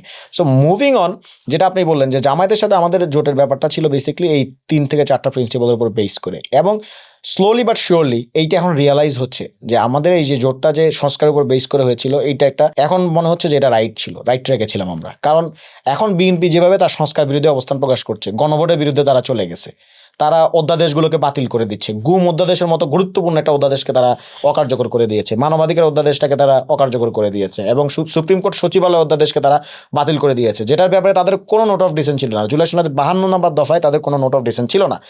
তারা 31 দফা রূপরেখায় যে বিষয়ের ইশতেহার দিয়েছে, অঙ্গীকার ব্যক্ত করেছে, সেগুলোকেই তারা এখন ভুলে যাচ্ছে, অসক্রিয় করে দিচ্ছে, অকার্যকর করে দিচ্ছে। সেই জায়গায় আমরা যদি এখন বিএনপির সাথে জোট বা মিত্র হিসাবে যদি আমরা সংসদে যেতাম, আমাদের কি অবস্থা হতো? আমাদের অবস্থা তো জুনায়েদ সাকিব ভাইয়ের মতো, যে কোনো কথা বলতে পারতো না, এবং হচ্ছে আমাদের অবস্থা তো নূর ভাইয়ের মতো, আমাদের অবস্থা তো এই যে আন্দোলিব রহমান পার্থ সাহেবের মতো।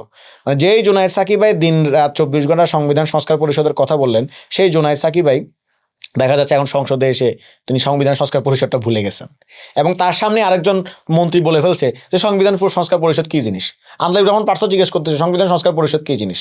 তা আমরা বলছি ভাই আপনি আমাদেরকে জিজ্ঞেস করার দরকার নেই, আপনাদের যে পেছনে আপনার ঠিক পেছনে জুনায়েদ সাকিব ভাই বসা আছে, তারা একটু জিজ্ঞেস করেন, সে আপনাকে যারা আন্দোলন করেছে। জি, ফলে বিষয়টা হচ্ছে যে আমাদের এখন মনে হচ্ছে যে মানে স্লোলি বা স্লোলি যে আমাদের যে জোটটা যে সংস্কার ভিত্তিক যেটা হয়েছে, সেটা সংস্কারের প্রিন্সিপালের উপর থেকে আমরা বলতেছি that was good decision.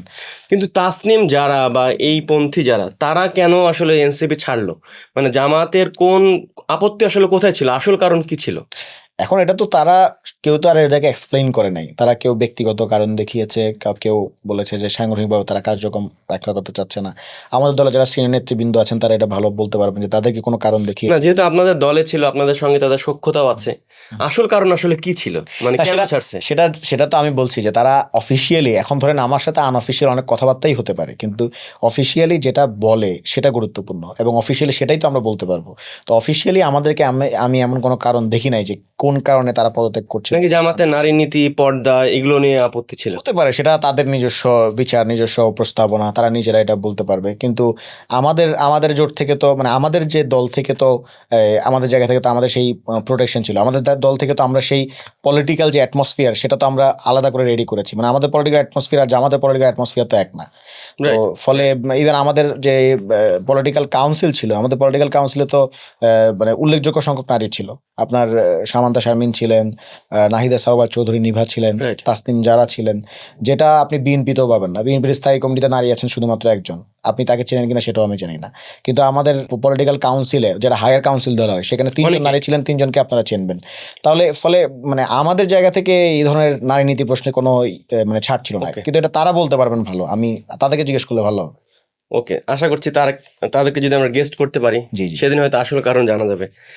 NCP K Kings party বলা হয়, তো কিংস পার্টি হলে আসলে সমস্যাটা কোথায়? কিংস পার্টির সমস্যা হচ্ছে মানে কিংস পার্টি যারা ট্যাগটা দিচ্ছে তারা নিজেরাই কিংস পার্টি ছিল।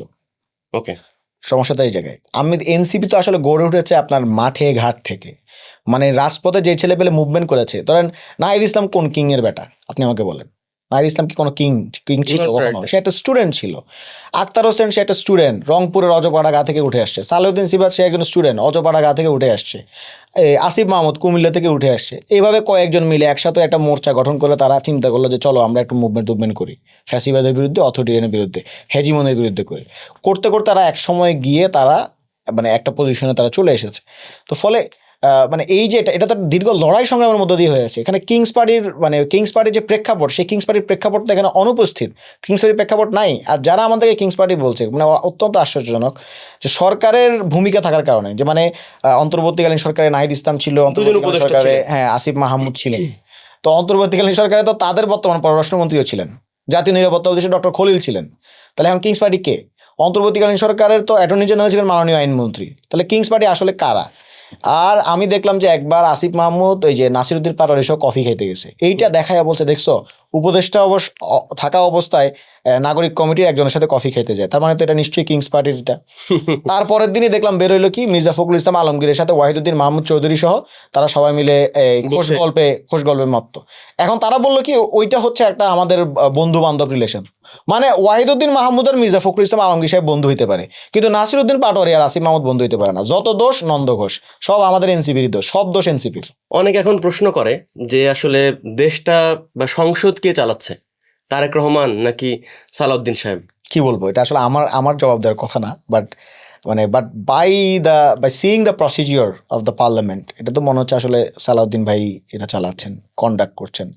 এবং সালাউদ্দিন ভাই কম্পিটেন্টও, এটা আই মাস্ট রেকগনাইজ এবং এটাকে অ্যাকনোলেজ করতে হবে। তো উনি যেভাবে প্রত্যেকের কথা মানে মাননীয় প্রধানমন্ত্রীর অন বিহাফ কথা বলছেন, বিভিন্ন মন্ত্রীর অন বিহাফ কথা বলছেন, এই অ্যাক্সেসটা কি তারেক রহমান নিজেই তাকে দিয়ে? সেটা আসলে বিএনপি বলতে পারবে। বাট আমরা মানে অ্যাপিয়ারেন্সে যা দেখি, অ্যাপিয়ারেন্সে তো মনে হচ্ছে যে সালাউদ্দিন ভাই এখানে সর্বসের্বা, মানে উনি আসলে এটা সংসদটাকে পরিচালনা করছেন বা সংসদের মানে নেতা হিসাবে হাজির হচ্ছেন। এটা আমি খারাপ চোখে দেখি না। উনার ওই যোগ্যতা আছে, উনার মানে ওই ক্যাপাবিলিটি যদি থাকে উনি সেটা শো করবেন, সমস্যা নাই। কিন্তু কথা হচ্ছে যে ধরেন গণভোট একটা প্রশ্ন আসছে যে আপনি গণভোট কি মানেন না, জুলাই সনদ বাস্তবায়ন আদেশ নিয়ে আপনার অনুভূতি কি, বা আমরা দেখি যে সংসদে মুলতবি যে ৬২ বিধি যে মুলতবি প্রস্তাব এসেছে দুইবার। সেই সময় আমরা দেখলাম যে মাননীয় প্রধানমন্ত্রী তিনি কোনো কথা বললেন না। তো এখন এইটা তো পুরো জাতি জানতে চায়। উনার প্রতি তো এক ধরনের মানে মানুষের এক ধরনের সদ্ভাব আছে যে উনার আম্মা ম্যাডাম খালেদা জিয়া ছিলেন, উনার বাবা মরহুম শহীদ প্রেসিডেন্ট জিয়াউর রহমান ছিলেন। তো ফলে উনার ব্যাপারে তো শহীদ প্রেসিডেন্ট জিয়াউর রহমান নিজেই তো সংস্কারমূলক অনেক কার্যক্রম করেছেন, পুরো সংবিধানের মূলনীতি চেঞ্জ করে দিয়েছিলেন, তাই না? রাইট। তো ফলে এবং যে গণভোট শহীদ প্রেসিডেন্ট জিয়াউর রহমান সালে ধরে হয়েছে, সেটা নিয়ে মানে বিএনপির আপত্তি কোথায়? হ্যাঁ, সেই প্রশ্নের উত্তর তো মানুষজন তো তাকে মনে করে যে ট্রু বিএনপির প্রতিনিধি, তাই না? মানে যারা তাদের ভোটার, রাইট, যারা তা বিএনপিকে ভোট দিয়েছে, তো তারা তো তার কাছ থেকে শুনতে চায় যে আপনার আসলে মন্তব্য কি। এবং this is not a good মানে কালচার অ্যান্ড জেস্টার, যা আপনি এই জনগুরুত্বপূর্ণ ইস্যুগুলোতে, সাংবিধানিক সংস্কার ইস্যুগুলোতে আপনি কথা বলছেন না। আপনি যদি শুধুমাত্র ফ্যামিলি কার্ড নিয়ে থাকেন তাহলে তো এইটা তো আসলে মানে আপনার যে প্রধানমন্ত্রীর যে অ্যাপিয়ারেন্স সেটা তো আপনাকে দিচ্ছে না। প্রধানমন্ত্রী তো ডিল করবে উইথ এভরিথিং, রাষ্ট্রের সকল কাজ নিয়ে তো প্রধানমন্ত্রী ডিল থাকা উচিত, প্রধানমন্ত্রী কী বক্তব্য দিয়ে সেটা যাওয়া উচিত। কিন্তু তার পরিবর্তে আমরা দেখতে পাচ্ছি যে সালাউদ্দিন ভাইয়ের মানে বাংলাদেশের যত কিছু আছে সব কিছু নিয়ে সালাউদ্দিন ভাইয়ের একটা বক্তব্য আছে, আপনি দেখেন সেটা মব হোক, স্বরাষ্ট্র সমস্যা হোক, সংবিধান হোক, সব কালচার হোক, সব কিছু তার বক্তব্য আছে। কিন্তু আমরা তারেক রহমানের কাছ থেকে আমরা যেটা দেখতে পাই ফ্যামিলি কার্ড, খাল খনন, এর বাইরে ধরেন তাকে তো কনস্টিটিউশন নিয়ে তার কি প্রস্তাবনা, তিনি না একটা জাতির লিডার, তো এটা তো আমাদের জানতে হবে। মানে জাতিকে যিনি পরিচালিত করছেন তিনি কনস্টিটিউশন নিয়ে কী ভাবেন। এখন উনি কি বলতে ইতস্তত বোধ করছেন কিনা সেটা হচ্ছে একটা প্রশ্ন। এমন হইতে পারে যে উনি বিএনপির যে পজিশন উনি ব্যক্ত করতে গেলে আবার বাংলাদেশের মানুষজন তাকে ভুল বোঝা শুরু করে দিবে, বা বাংলাদেশের মানুষজন তাকে আর হয়তো পছন্দ করবে না, সেটাও হইতে পারে। কিন্তু সেটা তো তাকে বলতে হবে, স্পষ্ট করতে হবে। মানে আপনি তো পলিটিক্যাল পজিশনটা নিজে ব্যক্ত করার মধ্য দিয়ে জনগণের ম্যান্ডেট নেবেন।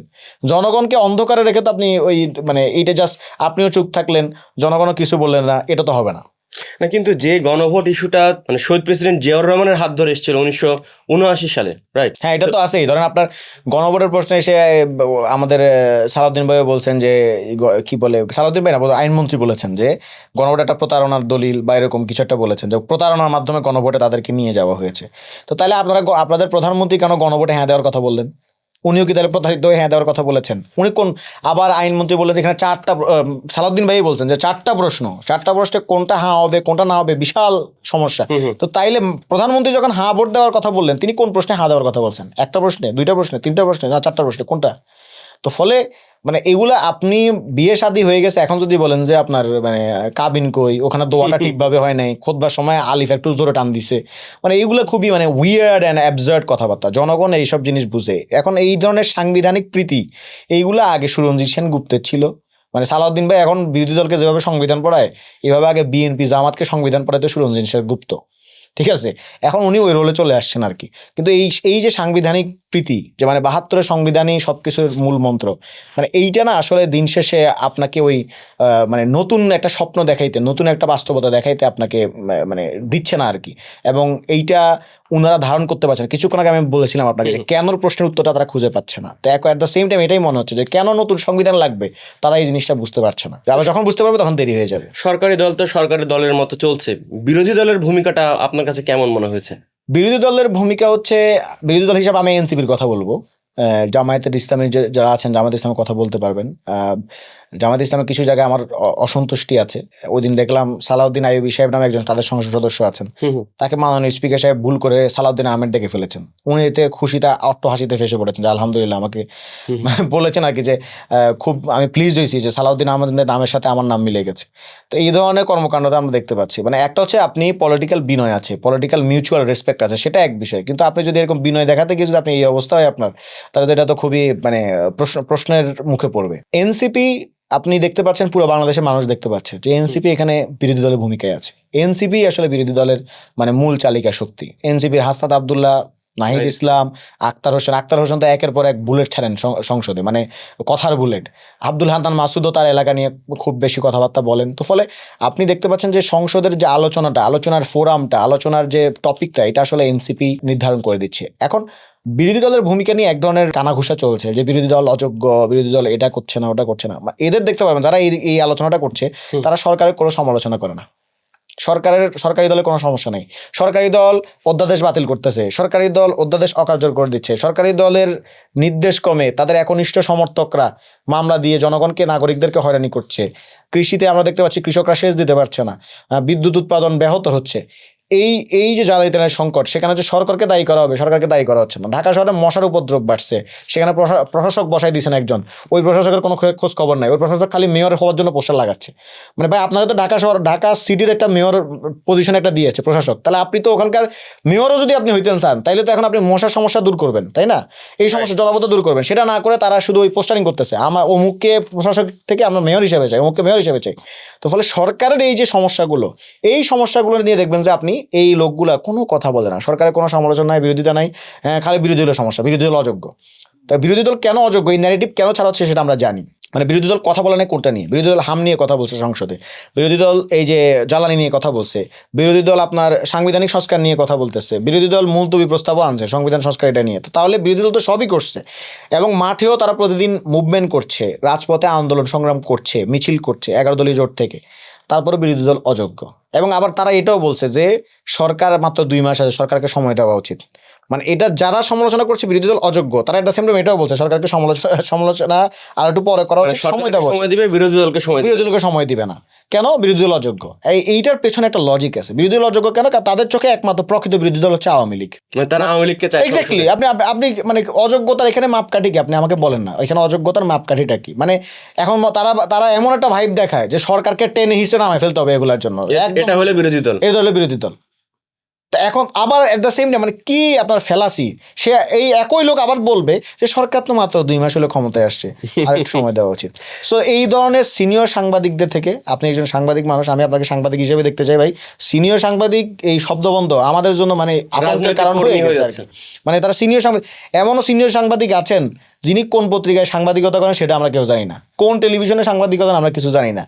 লাস্ট কবে একটা মানে ইনভেস্টিগেটিভ রিপোর্ট করেছেন, কলাম লিখেছেন? মানে আমাদের রাজনীতিবিদদের তো খালি সমালোচনা হয়, সিনিয়র সাংবাদিকদের একটু সমালোচনা হওয়া উচিত।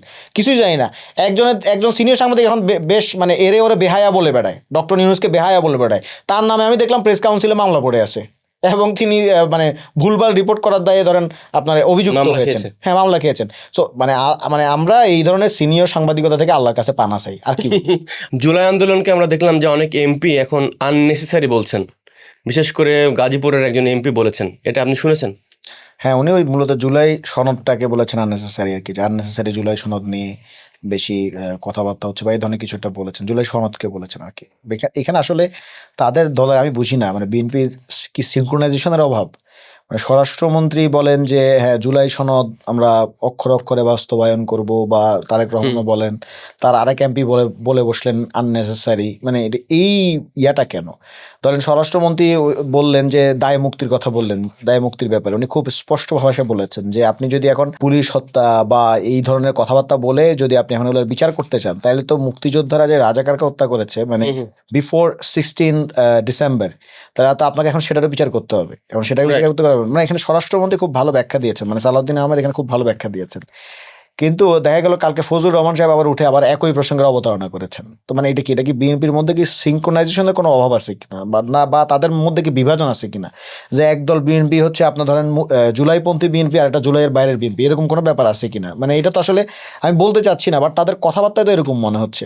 এবং জুলাই সনদ বাস্তবায়ন আদেশকে, গণভোটকে তাচ্ছিল্য করা।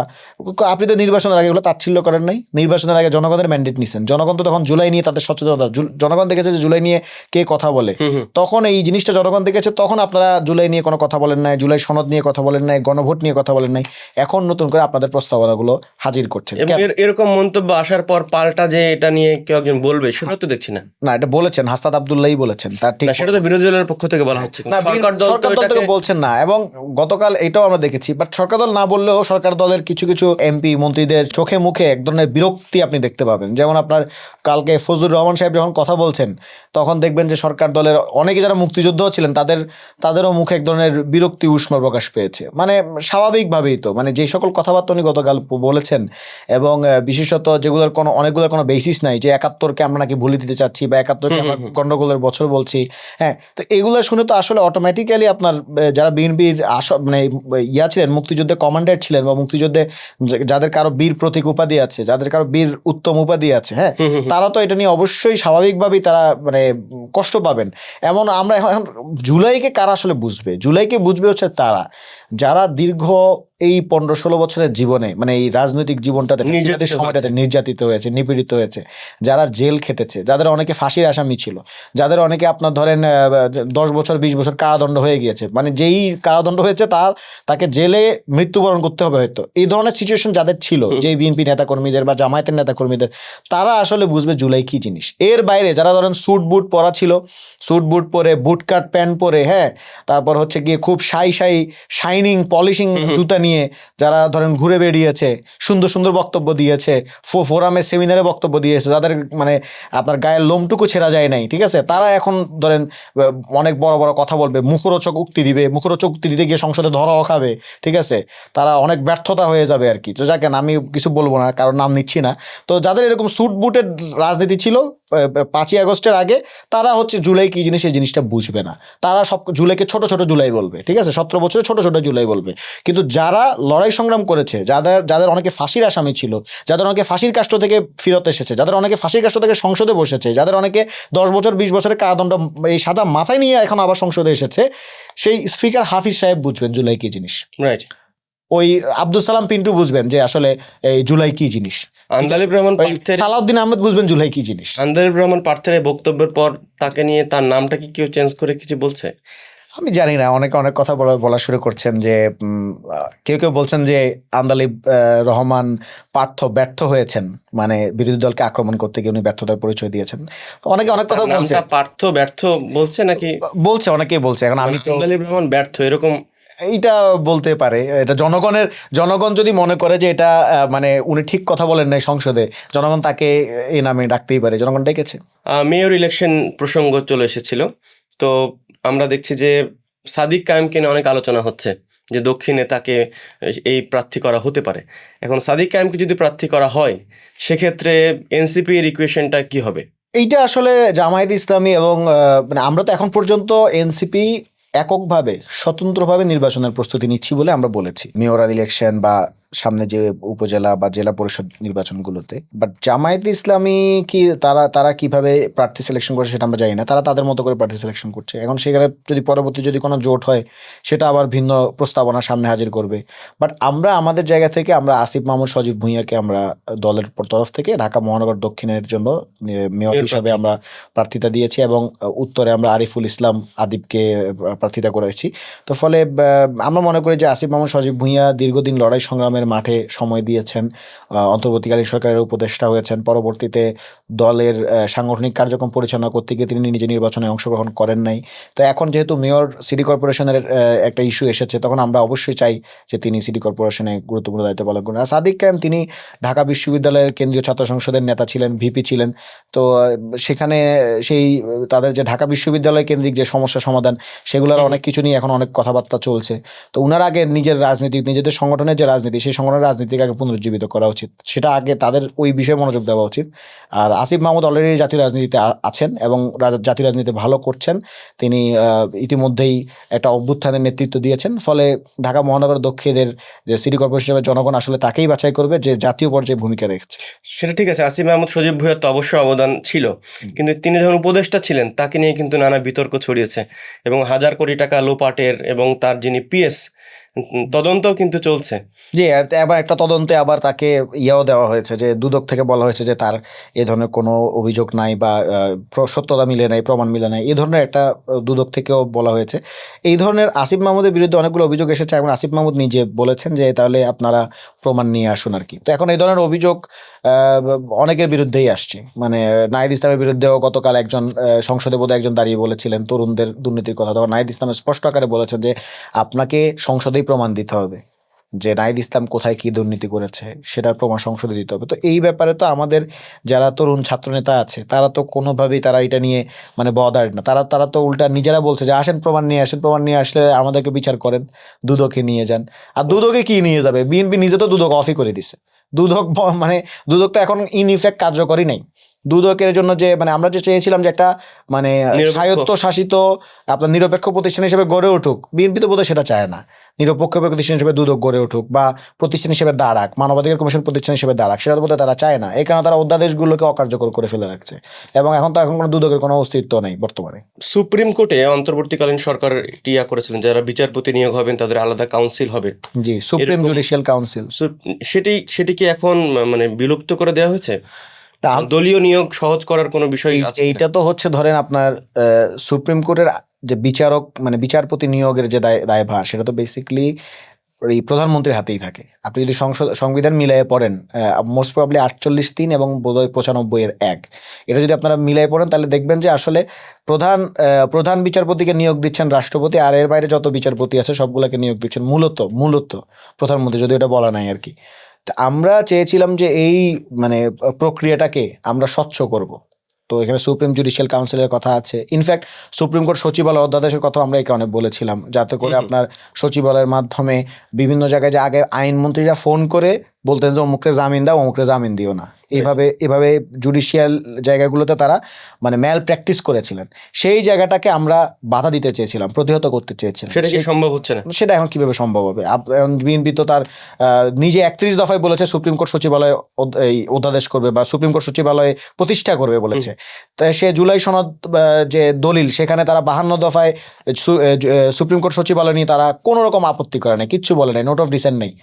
এই দুইটা জিনিসের পরেও তারা দেখা গেছে এখন সুপ্রিম কোর্ট সচিবালয় অধ্যাদেশ বাতিল করে দিয়েছে।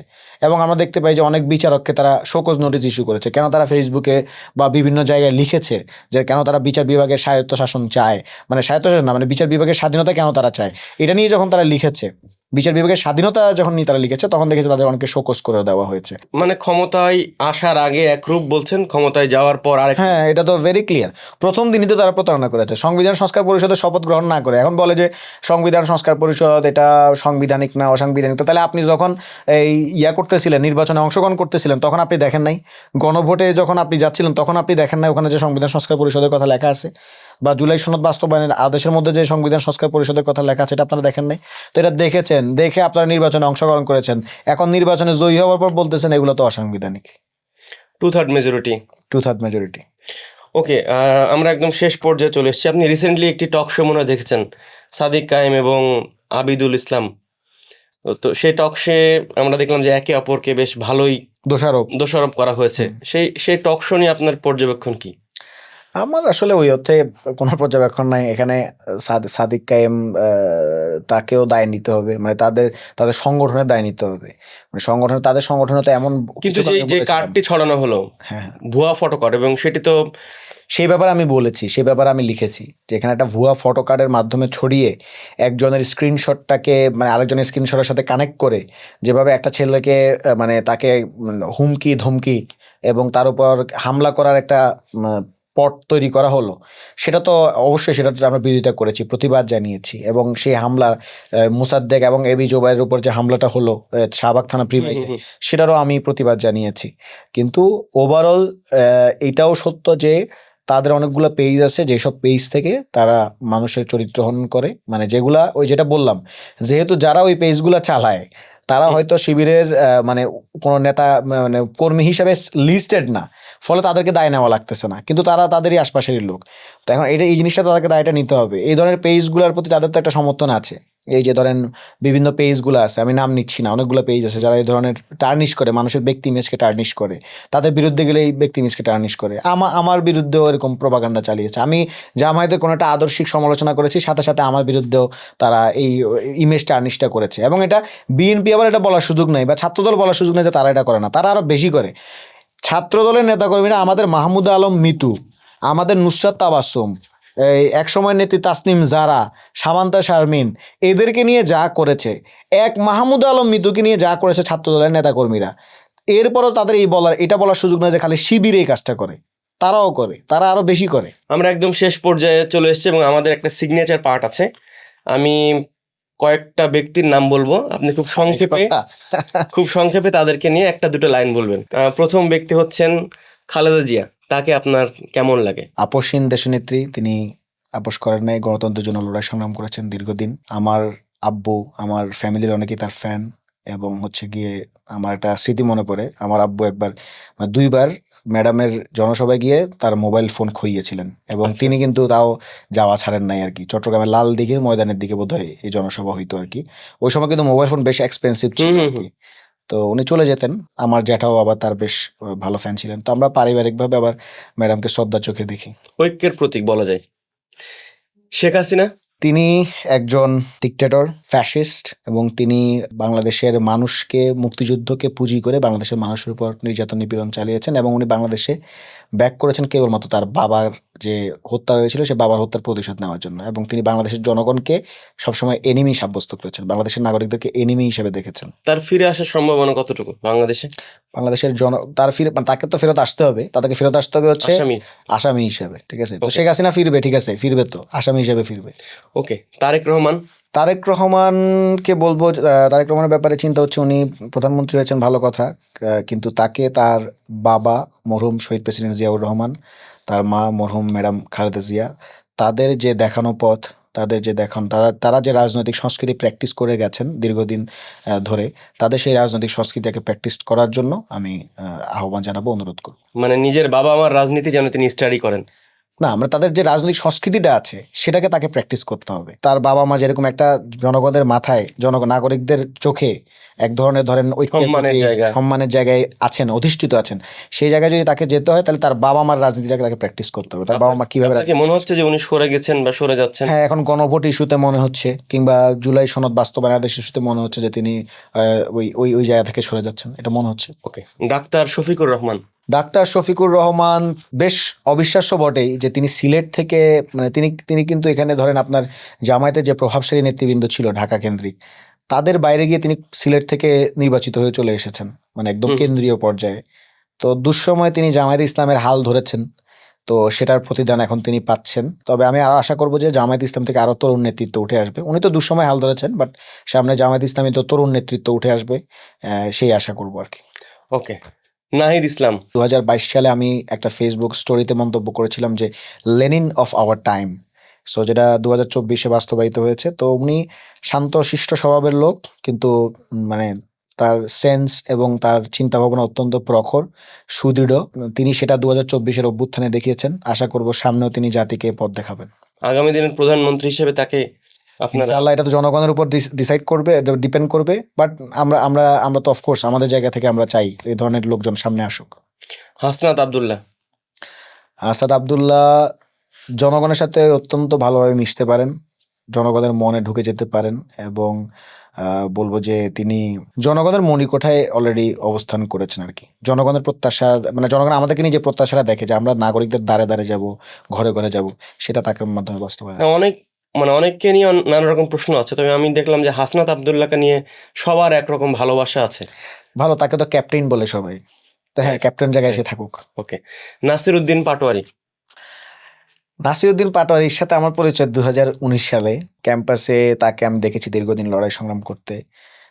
আমাদের মিছিলগুলো হতো, মিছিলের শেষে দেখতাম যে লম্বা দুইটা মানুষ একসাথে হাঁটতো। তো একজন ছিল মাহফুজ আব্দুল্লাহ, মানে মাহফুজ আলম, আর একজন ছিল নাসির আব্দুল্লাহ, মানে নাসিরউদ্দিন পাটোয়ারি। তারা দুজন হাঁটতো, দেখতো। মিছিলের পেছনে তো দাঁড়ানো গুরুত্বপূর্ণ ছিল। আগে তো মিছিলের সামনে দাঁড়ানো হচ্ছে, মিছিলের পেছনে, কারণ মিছিলের পেছন থেকে হামলা হইতো, এরকম অবস্থা ছিল। তো তারা এখন দাঁড়াইতো, দেখতো। তো নাসিরউদ্দিন পাটোয়ারি ইজ মানে সামথিং লাইক, সে হচ্ছে সবসময় তার ভিতর রেজিস্ট্যান্সটা ধারণ করে, এবং তাকে আপনি, সে যদি মনে করে যে কোনো একটা কিছু সে করবে, তাহলে সেটা করবে, এবং সে ডিটারমাইন। পাশাপাশি বলতে পারেন সে অনেক বেশি সাংগঠনিক। আপনার কি মনে হয়েছে যে তাকে হারানো হয়েছে তার আসন থেকে? জনগণ বলছে। গতকালও আমি একটা বলবো না, নাম বলছি না, একটা অফিসে গিয়েছিলাম, সেই অফিসার আমাকে বলছেন যে নাসিরউদ্দিন পাটোয়ারি তো জেতার কথা ছিল, জিতে গিয়েছিল। তো হ্যাঁ, জনগণ এটাই মনে করে যে নাসিরউদ্দিন পাটোয়ারি হারানো হয়েছে। এবার মির্জা আব্বাস। মির্জা আব্বাস বর্ষিয়ান রাজনীতিবিদ। আমি মনে করি যে বাংলাদেশের মানে যে কয়েকজন বর্ষিয়ান রাজনীতিবিদ এই ফ্যাসিবাদীর সময় লড়াই সংগ্রাম করেছে, তিনি তার একজন। রাজনৈতিক মতপার্থক্য থাকতে পারে, রাজনৈতিক ভিন্নতা থাকতে পারে, বাট তাকে আমি ফ্যাসিবাদ বিরোধী লড়াই সংগ্রামের সহযোদ্ধা হিসেবে দেখতে চাই। কিন্তু তাকে নিয়ে চান্দা নিয়ে তাকে যেভাবে অভিযুক্ত করা হয়, সেটা আপনাদের পর্যবেক্ষণ কি বলে?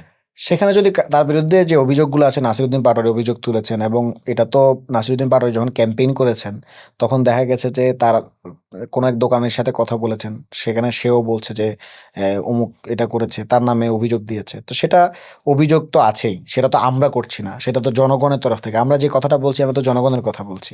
আমরা মাঠে ঘাটে যে কথাটা শুনতে পাই, সেটাই তো আমরা মাইকে এসে বলছি। রাইট, তিনি অসুস্থ, আমরা তার সুস্থতার জন্য অবশ্যই দোয়া করি যাতে সুস্থ হয়ে ওঠেন। সাংবাদিক শাহেদ আলম, যার সঙ্গে আপনার দেখেছি খুব উত্তপ্ত টকশো হয়েছে। শাহেদ ভাই, মানে আমি তো আসলে উনাকে খুবই কর্ডিয়ালি বসা হয় নাই, টকশোতে ব্যাটল ফিল্ডে বসা হয়েছে সবসময়। তো মাঝখানে একদিন সংসদে গিয়েছিলাম, শাহেদ ভাইয়ের সাথে দেখা হয়েছে। তো উনি দেখি বেশ আবেগ আপ্লুত হয়ে যে, সিফাত কি অবস্থা, কেমন আছেন? তো আমিও তার সাথে বেশ কথাবার্তা বললাম, আড্ডা টাড্ডা দিলাম, আমরা অনেকক্ষণ চা টা খেলাম। তো এমনিতে মানে টকশোর বাইরে মনে হচ্ছে is a cordial guy, but টকশোর ভেতরে হয়তো একটু আমাদের, মানে উনি অন্য কিছু মত প্রকাশ করতে চান, যেটা হয়তো উনি নিজেও চান না। মেবি এটা মনে হয়েছে আমার, কারণ টকশোর বাইরে আমি দেখি আবার কর্ডিয়াল। উনি কি নির্দিষ্ট কোনো দলের প্রতি ঝুঁকে গেছেন সাংবাদিক হিসেবে? উনি তো বিএনপির দিকে ঝুঁকে গেছেন, এটা আমি সরাসরি ওনাকে টকশোতে চার্জ করেছি কয়েকবার যে আপনি বিএনপি পন্থী কথা বলছেন, কিন্তু উনি বারবার ডিনাই করে যে না, আমি বিএনপি না, সিফাত আপনি ভুল করতেছেন, আমি বিএনপি না, আমি বিএনপির সাথে কাজ করি না। কিন্তু আমি আবার দেখি সে যাদের সাথে আড্ডা দেয় সবাই বিএনপির লোকজন। আচ্ছা, তাকে নিয়ে যে বিরানি বলা হয়, এটার আসলে কোন এইটা প্রেক্ষাপটে? আমি এখন পর্যন্ত জানি না, এবং আমি এই নামে ওনাকে সম্বোধনও করি নাই কখনো, যদিও অনেকে দেখি সম্বোধন করে, বাট আমি কখনো। আমরা দেখেছি as a journalist he was super, মানে এক্সেলেন্ট জার্নালিস্ট ছিলেন। পরে আস্তে আস্তে তার এই জায়গায় তার আসা। ওকে, বিএনপির ফজলুর রহমান, তিনি নিজেকে মুক্তিযোদ্ধা বলছেন, কিন্তু আবার দেখি যে তার বিরুদ্ধে অনেকে, ওই সময়কার যারা কমান্ডার ছিলেন মুক্তিযুদ্ধে, তারা বলছেন যে তিনি বিএলএফ এ ছিলেন, মানে মুজিব বাহিনীতে ছিলেন, তাকে তারা রণাঙ্গনে দেখেন নাই, এরকম কথাও আছে। আজকেও দেখতে পেলাম একজন কমান্ডার তিনি বলেছেন যে ফজলুর রহমানকে তিনি যে সাঁতরিয়ে ওই পারে গেছেন, এরপর আর আসেন নাই, বা মুক্তিযুদ্ধে রণাঙ্গনে উপস্থিতি তার দেখেন নাই।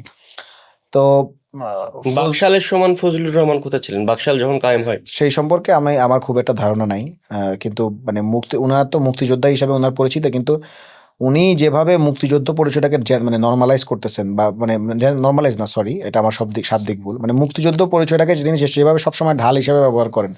ধরেন কেউ জুলাই যোদ্ধা হয়েও তো সে সন্ত্রাস করতে পারে না? কেউ জুলাই যোদ্ধা সে চাঁদাবাজি করতে পারে না? করতে পারে। তো তাহলে আপনি কি তখন চাঁদাবাজির দায়ে, তাকে অপরাধের দায়ে তাকে সাজা না দিয়ে আপনি কি বলবেন যে সে জুলাই যোদ্ধা, তাকে কেন আপনি সাজা দিচ্ছেন? তো এইটা যেমন অ্যাবসার্ড অ্যান্ড অকওয়ার্ড, তেমনিভাবে কেউ যদি মুক্তিযোদ্ধা হয়, মুক্তিযুদ্ধের পরে যে সে কোনো পাপ করবে না, অপরাধ করবে না, মুক্তিযুদ্ধ করলে যে সে সকল পাপ থেকে ফেরেশতা হয়ে যাবে, এমন তো না। কারণ আকম মোজাম্মেল তো মুক্তিযুদ্ধ মন্ত্রী ছিল, মুক্তিযোদ্ধা ছিল, তার ব্যাপারে সে তো এখন ফ্যাসিবাদের দোষণ না, ফ্যাসিবাদ ইনেবলার না, এখন আপনি তার বিচার করবেন না শুধুমাত্র মুক্তিযুদ্ধ বলে আপনি কি তার অপরাধ ভুলে যাবেন? মানে এই যে একটা কালচার, যেটা ফজলুর রহমান সাহেব যেটার প্রপোনেন্ট, সেটা হচ্ছে মুক্তিযোদ্ধা হইলেই তার সকল পাপ মুক্ত, সকল অপরাধ মুক্ত, সে মাসুম নিষ্পাপ। এই মতবাদটা ঠিক না, এবং তিনি এই এটার প্রপোনেন্ট হয়ে এটাকে হাজির করার মাধ্যমে তিনি মূলত মুক্তিযুদ্ধকে খাটো করছেন এবং মুক্তিযুদ্ধের দিকে প্রশ্ন করার আঙ্গুল তোলার সুযোগ করে দিচ্ছেন। ওকে, আমাদের সবশেষ নাম ওসমান হাদি, যিনি কিন্তু আমার ক্লাস ফ্রেন্ড ছিলেন। Great to know. ওসমান হাদি ভাইয়ের সাথে আমাদের নাগরিক কমিটিতে আমাদের বেশ ভালো সময় কাটানো হয়েছে। আমরা তর্ক করেছি, আদর্শিক তর্কগুলো আর কি, যে আমরা কিভাবে বাংলাদেশকে দেখতে চাই, বা কেমন করে আমরা এখানকার ইসলামকে কিভাবে ব্যাখ্যা করব, এসব নিয়ে আমাদের তর্ক আর আড্ডা আলাপ আলোচনা হয়েছে। তো উনাকে যেটা মনে হচ্ছে, হি ওয়াজ ভেরি ডিটারমাইন্ড এবং হি টাচড এভরিথিং। আমার মনে হচ্ছে এই অল্প সময়ের মধ্যে যে তিনি সোসাইটি থেকে শুরু করে কালচার, শিল্প, বাংলাদেশের সংস্কৃতি, সাহিত্য, সব কিছুকে উনি টাচ করে। আপনি যে কোনো issue pick anything in the world, মানে in Bangladesh, and then you go to YouTube and you will find a speech of Osman হাদি, তাই না? তার মানে উনি মোটামুটি সব কিছুকে টাচ করার ট্রাই করেছেন, চেষ্টা করেছেন। তো আমি মনে করবো যে বাংলাদেশের নতুন সাংস্কৃতিক অগ্রযাত্রায় উনি একটা গুরুত্বপূর্ণ অবদান রেখেছেন। বাংলাদেশের যে সাংস্কৃতিক এস্টাবলিশমেন্ট, তারা তো বাংলাদেশপন্থী আমি দেখি নাই যে কোনো কাজ করেছে। সাংস্কৃতিক এস্টাবলিশমেন্টের কথা বলছি। জুলাই নিয়ে তো এখন পর্যন্ত অনেকে বলে যে কালকে ফজলুর রহমান সাহেব সংসদে দাঁড়ায় বললেন যে শিল্পকলার সামনে কোনো লালন সঙ্গীত হইতে দেয় নাই, এটা হইতে দেয় নাই। আচ্ছা, তো এটাও তো দ্য সেম টাইম এটাও সত্য যে আমরা এখন পর্যন্ত জুলাই নিয়ে কোনো গান দেখি নাই, জুলাই নিয়ে কোনো কবিতা, মানে ভালো কবিতা, গান, কাব্য, নাটক, সাহিত্য, সংস্কৃতি, সিনেমা দেখছি না। সরকারের পক্ষ থেকে সরকার উদ্যোগ নিছে হয়তো, কিছু অল্প স্বল্প দীর্ঘ চলচ্চিত্র সামনে আসবে, সামনে হয়তো অন্তর্বর্তীকালীন সরকারের নেওয়া উদ্যোগ। তো জুলাই নিয়ে ফান্ডামেন্টাল সাংস্কৃতিক যে জাগরণ, সেটা ওসমান হাদি চেষ্টা করেছেন, তৈরি করেছেন। তো আমি মনে করি যে ইনকিলাব মঞ্চকে সামনে ওসমান হাদির পথে ইনোভেটিভ, মানে ইনকিলাব মঞ্চকে যেটা করতে হবে এখন, হাদির বিচার তো আপনি চাইবেনই, ঠিক আছে, কিন্তু এর পাশাপাশি হাদির যে অগ্রযাত্রা, হাদির যে পথটা দেখাইছে সাংস্কৃতিক অগ্রযাত্রার, আপনি সেই পথে কিছু ইনোভেশন নিয়ে আসেন। আপনি যদি খালি বলেন যে আমি হাদি হত্যার বিচার চাই, তাহলে আপনি জনগণকে কিন্তু কানেক্ট করতে পারবেন না। আপনি হাদি হত্যার বিচারও চাইবেন, আবার অ্যাট দ্য সেম টাইম আপনি আপনার কালচারাল ইনোভেশন, কালচারাল প্রস্তাবনা ডেভেলপ, যেটা ওসমান হাদির পরে আপনার যে ভার্সনটা, সেটা আপনি বারবার হাজির করবেন। তাইলে দেখবেন জনগণ আপনার সাথে কানেক্টেড ফিল করছে, যেভাবে ওসমান হাদির সাথে কানেক্ট, যেটা হাদির স্বপ্ন ছিল। রাইট। প্রিয় দর্শক, আজকের মতো লগ আউট করছি। পরবর্তী অনুষ্ঠানে কোন অতিথিকে দেখতে চান, কি প্রশ্ন করতে চান, সেটা আমাদেরকে জানান কমেন্ট বক্সে। আপনার হয়ে আমরা প্রশ্ন করব আপনাদের প্রিয় অতিথিকে।